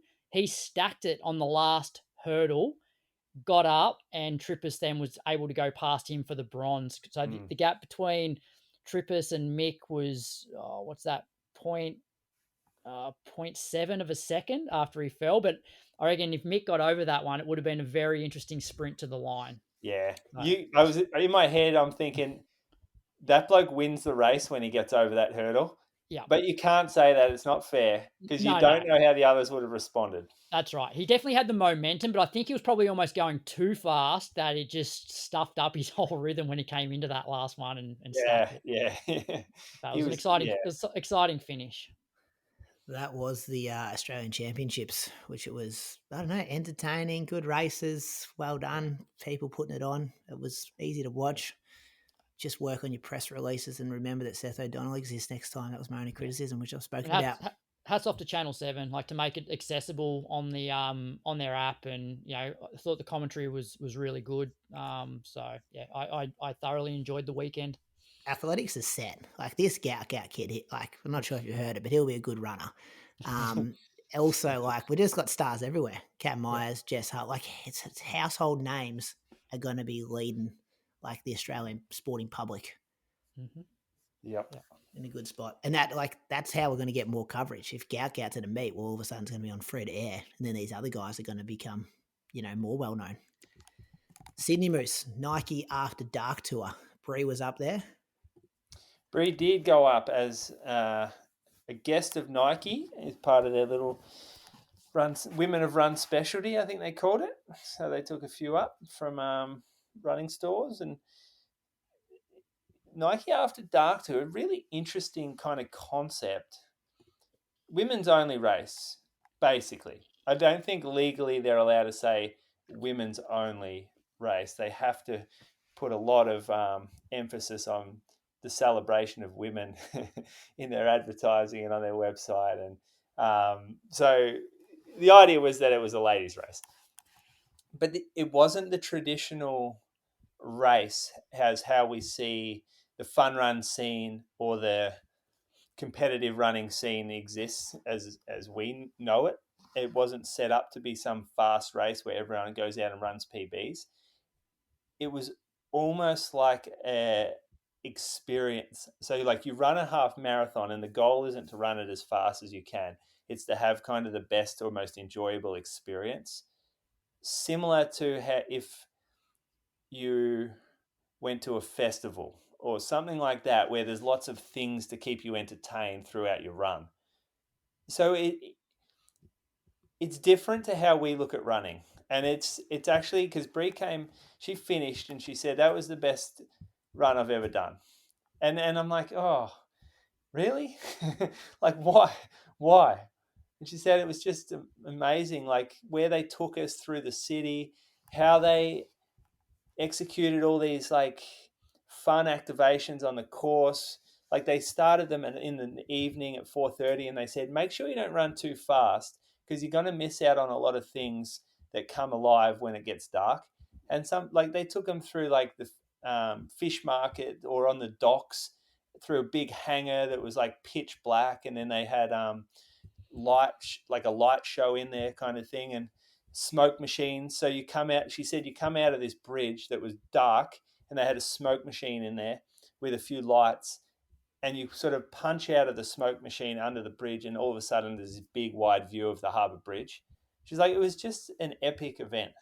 Yeah, some of the photos look really cool, which they must have got quickly because like an hour after the race, people are sharing their photos, race photos on like social media. Yeah, it was just put together really well. And it pretty much like Nike when they have the global team and the global budget invested in something like this, there is just no second, or the second place in terms of how a brand does this stuff is just so far behind. Like you don't look at a Brooks or a Adidas or a Hoka or Asics that can do anything close to what Nike did for this event.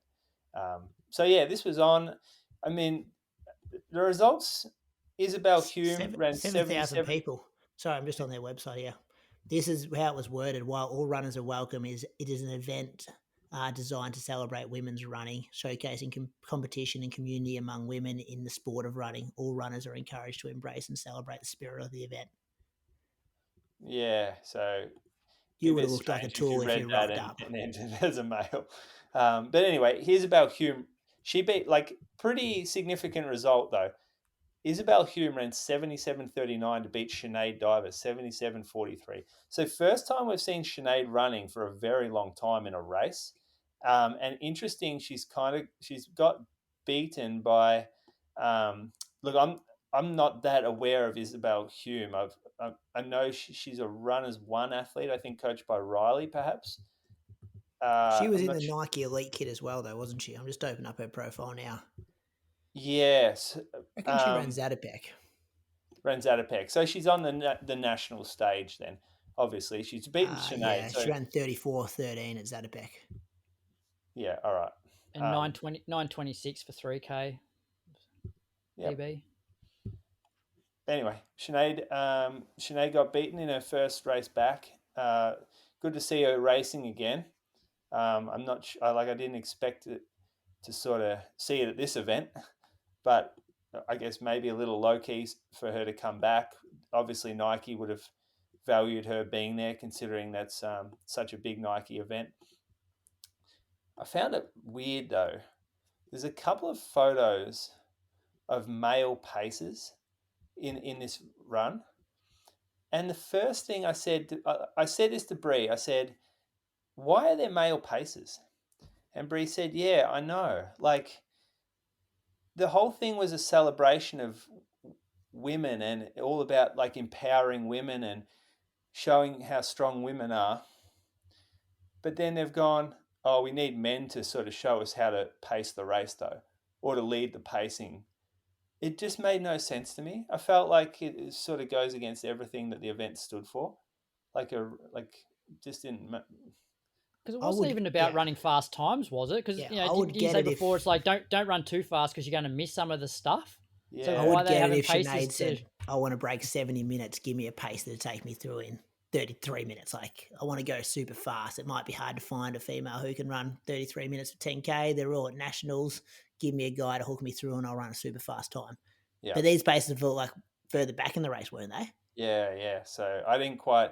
I think we got carried away with paces. I've said that before. I think the paces are trying to turn it into their own fucking rock show. Like, we're a rock star pacer. Let's celebrate me, the pacer. But I'll ask Em Massey from Road to Chicago. I think she had a bit to do with it. Well, yeah, find out why they decided. Actually, be interested to know what the reason was. Yeah, with the males there. Anyway, it was an awesome. I think this shows this actually might show lead the path for the future of running events for those that don't really care about running as fast as they can. And there's a lot of those people out there. Is that let's create a run that actually is really quite fun, enjoyable experience.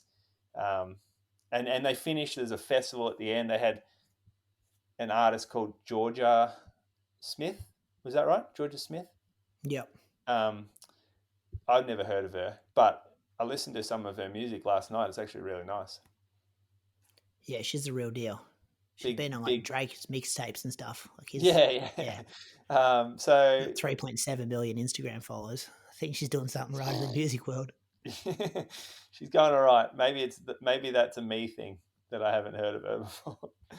Yeah, anyway, that was nice. The After Dark tour. Craig's second bit of last news is a bit of Canberra Marathon, your home race. Yeah, so unfortunately I wasn't up there this year, but in the marathon, Miles Goff, previous race winner, he got the win, 2:30.08, beating Danny Soglenic by 12 seconds, 2:30.20. Nina Ralston from New Zealand, she won in 2:51. She represented New Zealand at the 2008 Olympics in the marathon. She beat Isabella Natale in 2:56. Then in the half marathon, Mila Rivette, 72.17, beating Sham Safoli, 73.57. Radka Karlefelt, she got the win in the women's, 80.13, beating Kalina Harasimov in 82.06. And the men's race, Leo Pedersen, 30.28, beating Michael Roger, 30.36. And in the women's, Paige Campbell, 34.40, beating Elspeth Hamilton, 37.14. So that was Canberra. Some Grand Slam track news that was announced during the week. Claudia Holllingsworth has been signed on for the next meet, which I believe is in Miami. So she'll be one of the challengers up against Jess Hull in the 800 and the 1500 at the next meet. Jeffrey Colmora, he returned to winning races too, fellas. He won the Rotterdam Marathon in 2:04.33. It's his first marathon since 2019. Previous winner of New York. Also got his foot run over, didn't he, by a motorbike? That's why he missed a few years there. He's always been, I guess known as Kipchoge's right-hand man and does the big ones. And I'm going to say Rotterdam is a tier down. So I was actually interested to see him drop back to a Rotterdam Marathon and get the W. One of those big NN runners there. So good to see that he's back going well. And probably hasn't had the career that you'd he was unbeatable over the half there. Remember those couple of years he was like the world half marathon champ, and probably just hasn't met his the pressure that people put on him to then run like super quick over the marathon hasn't really converted. I guess last just ran 2:04. I know. You know what I mean, though. He was like the next 2:01 guy. Yeah. And just for our European listeners, European road running champs were on the weekend. Italy's Nadia Battacletti, she won the women's 10K, 31.10. Jan Schrub, he got the win in the men's 27.37. He's from France. In the half, Belgium's Chloe Herbiet, she ran 70.43 for the win. And France's Jimmy Gressier ran 59.45 to win the men's half. Did you see the celebration from Jimmy? I didn't. Oh, he's running up to the finish line. He's got the country flag in one arm and he's telling the people holding the finishing tape to lower it. So he's like running along, like pumping his hand down saying, get it lower, get it lower. And he probably gets to about waist height and then he comes up and just hurdles it, like gets some real good air. Why he can do a celebration, that guy. He Watch won by a it. fair. He won by a fair bit. I think he 80 had seconds or time something. up his sleeve. Yeah. He had plenty of time to think about that celebration. Is he the guy? He's the guy that was in a room in South Africa, the change room, and saw drugs in someone's bag. Is that Jimmy Gressier? Ooh, not sure. He's also the And guy that went to do the celebration where he's winning the cross country race and he went to slide on both his knees across the finish line, but he Yeah. accidentally picked up a bit of grit and then face planted.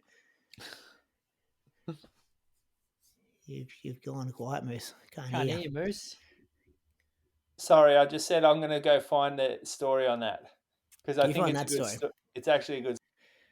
I'm going to take you to Japan because this is a serious story. Matt Fox, who listeners will know if they follow his YouTube stuff. Matt is an Australian guy, hasn't spent a lot of time in Australia the last couple of years, but last year he was ranked as the 13th fastest marathon in the country, according to this website, when he ran 2:19:31 over at the Chicago Marathon. This comes from, I think, Canadian Running News. One of running's world's most popular YouTubers, Matthew Fox, was arrested in Osaka, Japan on April 9th for violating the country's Narcotics Control Act. The 38-year-old Australian allegedly attempted to smuggle tablets containing THC, the active ingredient in marijuana, into Japan from the US via an international courier service in February. So I know people who follow Matt Fox's stuff were very interested to why he wasn't uploading stuff to Strava. He does a weekly podcast and his YouTube stuff all went quiet for a long period of time there. He was on a bit of a challenge, I think, every month. He was trying to run a marathon. He did call you two boys out to challenge you to a bet at the Ballarat Marathon, where he said if you were to beat him, he'd give you $5,000.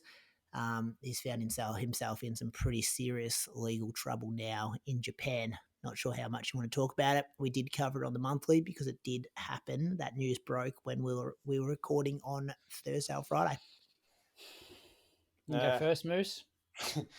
Mate, trouble seems to follow this bloke everywhere, all around the world. This is serious trouble, though. Yeah, it's not the smartest thing that I've heard of someone doing. Look, I feel like we just shouldn't give this too much airtime. Like, there's a lot of like I was also getting sick of getting fucking tagged and stuff on Strava and all this sort of stuff when some people just like to use us for attention because maybe like this has a lot of downloads or listens or whatever, and then others will try to jump on board and maybe create some sort of rivalry or whatever to generate some hype for their own personal interests. And I felt like that was happening a lot, and so the best course of action for us back then was to not give it the airtime it deserved, and I kind of don't want to do that anymore here. And Brady Croaks? Yeah, not really. People have sent me some of the stuff that he's just said on previous podcasts where I feel like he's always just marched to the beat of his own drum and feels like he can sort of just do whatever he wants. Like I heard somewhere about his green card. Like he was applying for his green card so he could basically be a permanent citizen of the US. And there's really strict rules about not being able to leave the US during that time. But he wanted to run Osaka Marathon. So he's like, oh, no, I'm going to leave and I'll just get my mate to mail me the green card when it turns up, which is like, I don't think is legal. Just like these little things where it's like, dude, like just follow the rules. Like, you know, he got banned from that half marathon. He got banned from a race in Japan for basically running with somebody else's bib. And we know what the Japanese are like. They're super strict. I read somewhere that when somebody gets charged, there's like a 99% success rate of basically that charge going through. So he's in for a bit of trouble, I think. Those results brought to you by Axel Coffee. Don't forget, Inside Running Podcast listeners get 20% off their first online order with the code IRP20. Start your day right with Axel Coffee. I'm going to save my whispers for next week, Moose. You can go Moose on the loose, listen to question, and then we're going to go to bed because it's like 9 p.m. Been going for a long time. Oh, firstly, before I do that, I found this. So in 2020, long after McCluffy, we're talking about old mate McCluffy, who was Was he a gold medalist in the Olympics? He was 2012 1500 meters.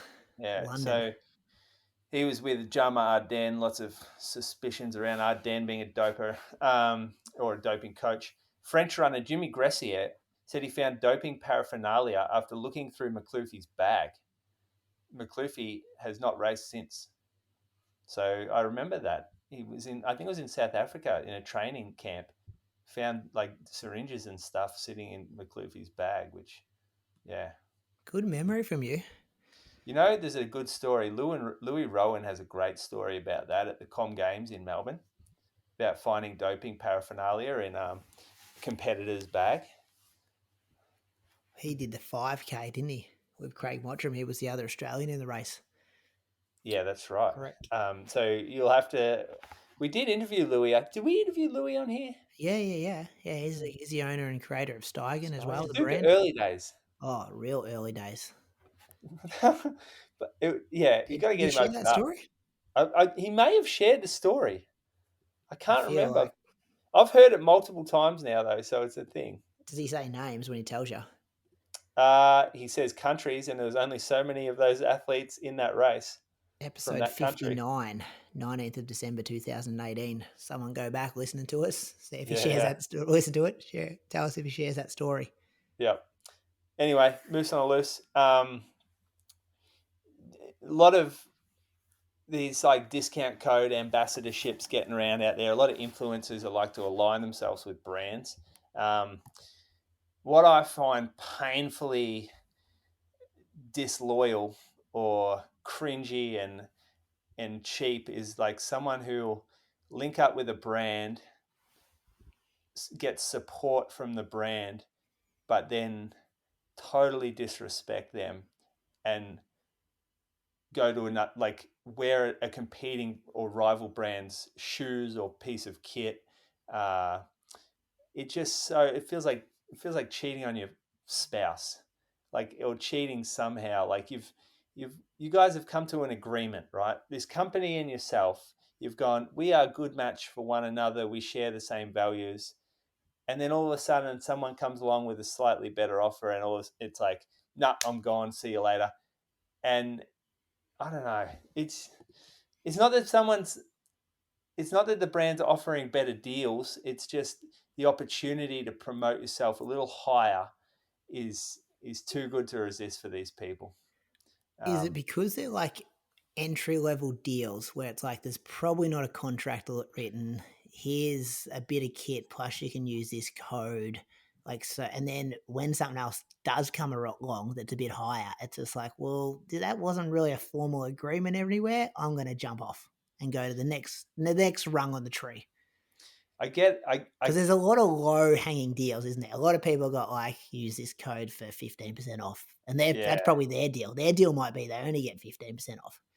Well, we do that ourselves, I guess, like in terms of sponsorships of the podcast every week. I'm talking like, but we have contracts in place and stuff, and it goes through the partnership manager. Like that's what I'm saying. Like we can't then just go, oh, you know what? We're not going to say this about precision fuel and hydration this week because there's a written contract. No, I fully get that. I'm sort of meaning like, it's probably not the best moose on the loose I got, but it was just a few examples I've seen lately of someone who's actively telling everyone how great this one brand is and that they've supported them and please support them back. And then the next week they've got totally different kit on and they've got saying the exact same thing about the next brand. And it's not like they're getting paid. It's not like there's contracts involved here. It just doesn't feel like there's any credibility when you tell me one thing's amazing, but then the next thing's, oh no, this week, these guys are giving me this. So I'm going to tell you how amazing this is instead. And then the next week, hold on a second, these other people have given me something and don't worry about those other two brands I was talking about. This brand, this is the one you need. Yeah, it gets sketchy when the affiliate code then links back to the person as well. So like use my code and then I get $20 in my pocket. That's like, right. That's when it gets really sketchy. It's so much of that now. Like even, what was the athlete? Was it the Tin Man guy? Who was it that left or that got dropped because they weren't getting enough sales through their codes for their website. Yeah, Joey Beratua. He was Yeah. on Coffee Club. Does he talk about that? I don't know. I don't I haven't listen to listened the to it yet. podcast, but I read kind of like his that was that statement article on that it. Zach has sent through. Was that Yeah, it article? was actually Yeah. really it was. good. I haven't And read it yet. Yeah, it talks about how they track all the discount codes and how did the athlete like use Joey 20 off or whatever, and how much income that's like, how much sales that's producing, and they need to hit certain amounts, this kind of thing. Yeah, it just doesn't feel like, if that's the way a brand supports an athlete, or if that's the way an athlete has to try to support the brand, it just doesn't feel right in athletics. Like, It's the Wild West out there, isn't it? Yeah, it's Like, beyond me now. It's beyond me. Yep. A good chat though. Good topic to bring up. But it goes back to that, like, be careful where you're getting your information from. If someone's giving you information about a pair of tights or whatever, it's just like, well, are they getting a kickback somewhere? Did they give you information about another pair of tights 2 weeks ago that now they've changed their mind about? Let me tell you about a pair of tights. Does the bloke own a couple of shoe stores? You want to hear about a pair of tights? Whoo, 2.4%. Like, I'm trying to help your running. I'm not trying to sell tights here. Brady, I want you to run 218. And these tights offer a 2.4 improvement in running economy. They are a super tight. I heard they're hard to get, Moose.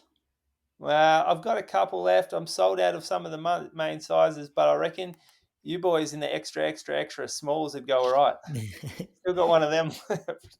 A good way to view, like, especially someone like you who's aligned, or, you know, is not aligned, but you have exposure to a lot of different brands. What do you choose to wear when you go to race? Like, I would actually look at what was your race kit for Melbourne Marathon? Both of you boys.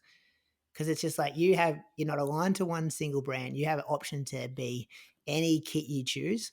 What is your go-to when you're not? That would be a good giveaway to that's exactly what you actually do rate as a product. You know, except then you see our performances and they're like, I don't know, maybe stay away from those products. Yeah. The Alpha Fly 3 is a great jogging shoe. I know that after Melbourne Marathon. It's great at 4-minute pace. If you rock up to a group run, how about this? You go to a group run and 5 of the 10 people there work in the stores and can get anything they want. What shoes are they wearing? What tights are they wearing? Shoes can still be a bit individual, can't they? Whereas I feel like socks, shorts, singlet. It's still individual for me. Like, yeah, I don't know about that. Like, let's say I ran with Benny and Sam on the weekend. Those guys are work at the store. Benny's new, so he still doesn't have the kit. He had like some race shirt on from some race he ran or something. And then Sammy was wearing I can't remember what he was wearing, but he had the on half tights on, right? The new race tights. Now that's a good pair of tights. That's one of the best materials I've worn. I was wearing a Lulu. What was I wearing? A pair of Lululemon shorts. Like, I don't sell Lululemon, but they're the ones I went for because they got a nice foam pocket in them. Mm. There you go. No shirt. No shirt.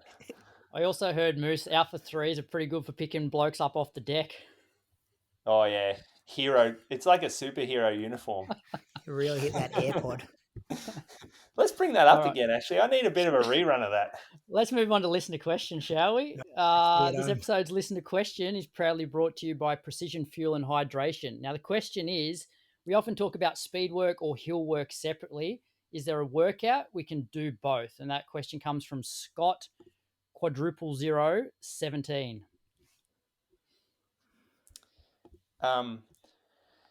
I think hill work and speed work are very similar.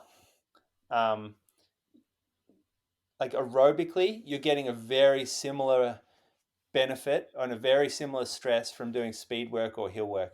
Like, if you look at what the heart's doing, the heart has no idea if you're on flat ground or hilly ground. If you're going uphill or you're going straight, it's the muscles that have the different stress on them in that regard. And we often do hill repeats because we don't have to run as fast and we don't go through this greater range of motion as if we're on the flat.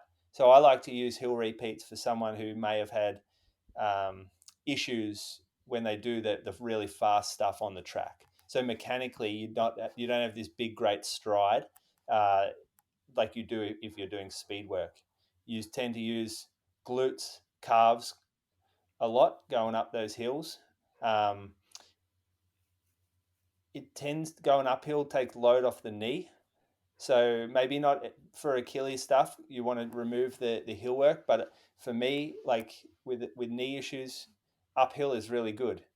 I was doing like workouts uphill on the treadie when my knee was bad. I've never really seen people do speed work and hill work together because they're getting such a similar stress from both of them. But I've seen a lot of threshold and hill work used together because you really are like polarizing things a little more. What have you guys ever done combinations with hills and Not the guy to ask, but isn't there that saying that hill work is speed work in disguise? Mm-hmm. Yeah, Yeah, so it it's a is good because of the alternative. heart, because of the heart and the power that you're producing going up a hill. Like it's a plyometric workout almost in terms of the muscles you're engaging, and you shouldn't be grinding hill reps out. Hill reps should be pretty explosive in my mind. Like it should be a powerful effort up the hill. Well, it depends. If you're doing like 3 minute, if you're doing long hill reps, like they're not super powerful. Yeah, well, 3 minute That's probably reps not up a speed hill. work, though, is it? No, I guess it's not. Is it? It's more strength. It's more strength. But Yeah. I'm same as you, Moose. Like if I've never done hills and speed in the same session. I've always like bookended. So I've done sometimes started off done hill reps to start with, and then done some tempo afterwards. Because what I find sometimes is having done some of that hill work, you then feel quite activated on the flat, and you feel quite poppy and smooth. I've also done tempo hills then tempo. So yeah, but I've never done hills and speed together. I knew you were going to say that word activated. Activated, yeah. I was waiting for it. I was thinking in my head, he's gonna activate the almonds here. Yeah. Andy loves that too. Tell you what, hills. I can't do many hills at the moment, unfortunately. Achilles, no good. Yeah. Good question, Scott. Thanks to Precision Fuel and Hydration. Visit precisionhydration.com and use the code IR-SPRING2025 for 15% off your first order. Patreon support as well. Keep an eye on the feed. We gave you a 20% discount code the other day there. So if you missed it, go back and search the feed there for 20% off for you. What's coming up? Store gift, boys. Biggest weekend in Australian running this coming Easter Monday. And my man Knitter. Like I know Gout's going to be there. What was the other sprinter's name? The one that beat him at Maury Plant? Lachlan Kennedy. Lachlan Kennedy is going to be starting behind him. There's going to be a bit of action for the gift, but our man Knitter is what we've got to follow. If you're on track, get some money on him because he's got a really good handicap. I think he's in about 3 different races over the weekend. Boston Marathon's also next Monday. Pat Tiernan, he's going to race that. So it's always good when we see Pat race. Don't see that very often throughout the year. Road to Ballarat got pushed back to this week. So Croaks, you'll be recording that Wednesday, Patreon Thursday, everywhere Friday. Have I missed anything? I think we're good. What are you doing between now and next week, Moose? No, shoe launch on Thursday actually. Got the Thursday, the Cloud Boom Strike light spray. So if you want to get your hands on a pair of those stretchy, what do they call it? They don't have a quite word for it. It's not knit. It's like a sprayed on material. Anyway, they're coming out Thursday. Might have people lined up at the door. We'll see. Yeah, interested to hear there. Croaks, what are you doing? Another day or two at the beach, and then back to Canberra, getting some gym and calf raises. Guess what I'm running with tomorrow, boys? Guess who's in town? School holidays. Everyone's coming through tourist capital of Australia. Jordo. Nah, Jordo's not coming on his trip down under. He's not stopping in at Moama. I'm shattered. Isn't he down at your house for like 6 nights and he can't get up to Moama for one? I'll send him up. He can borrow the car. Does he know how good paddle steamers are? They're iconic in this country. That's who tomorrow when I run with Ash Watson, boys, I will be encouraging him to get on the paddle steamer for what to do when you're in town. You know Watto's coaching this bloke, Will Ford. He reckons he's going to run 2:19 at Ballarat. Oh, yeah, Will Ford. I know Will. He's a good fella. What Are you I running said early? is 2:19, dead set. He won't miss. He's going to run 2:19. So keep an eye on Watto and Will. You're Will running Ford early, Brady? He ran Chicago with me last year, I feel. I reckon he was What'd at he run? Chicago. Maybe like 2:23, 2:22. I don't Will know. Ford's a good runner. Yeah, well, 2:19 lock according to Watto. Yeah. Is he good at altitude or he lives at altitude? He'll be right. Nah, He's a 8:30 local. Croaks. Carly's got her. She does a long run on a Tuesday morning, so she's going first. 6:30. We're Do you on reckon? 8:30. You reckon Watto will be sleeping in his running gear tonight? Yeah, I don't know. I don't know how he goes with that. He'll have some good tips. That is a good throwback. I miss the Watto stories. There was a story every week. The bloke's going to rock up to his run, Brady. He's going to rock up with a fucking 1:25 LA ice, and he'll be 3/4 of the way through, and he would have opened it about an hour before. No, we're starting at 8:30 a.m. in the morning. Oh yeah, he'll finish it then. Does he drink that stuff early on? He drinks it before he runs in the morning. He'll bring it. He brings it in the car with you to your run. He's got a Tesla, doesn't he? Oh yeah, he's got the Tesla. Big Elon fan. He's staying at the caravan park too. It's a pretty rough caravan park he's staying in. Yeah, not even one of the good ones. He still makes a new account with Coles every time he orders groceries just to get the free first off delivery. He's up to like Ash Watson 920 at gmail.com. I'm ending the show. See you, listeners. It's been a long one, 2 hours and 7 minutes. Enjoy. See you Road to Ballarat Friday. See ya. Want to make your next race day the best one yet? Well, dialing in your nutrition strategy is one of the most effective ways you can do that. Luckily, our show sponsor, Precision Fuel and Hydration, offers you the chance to do this in the most effective way possible. Book a free consultation with their team to fine-tune your fueling plans. Emphasis here on you, as they offer tailored advice based on your circumstances and the race you're taking on. They're there to help you achieve your goals all year long, and as mentioned, this service is free of charge and a great opportunity to ask them any questions you may have about fueling and hydrating for your race. No question is too daft for them. We've loved Precision for a long while, and this free service is another reason why. Use the link in the show notes and use code IR-SPRING2025 for 15% off your first order and start smashing those goals today.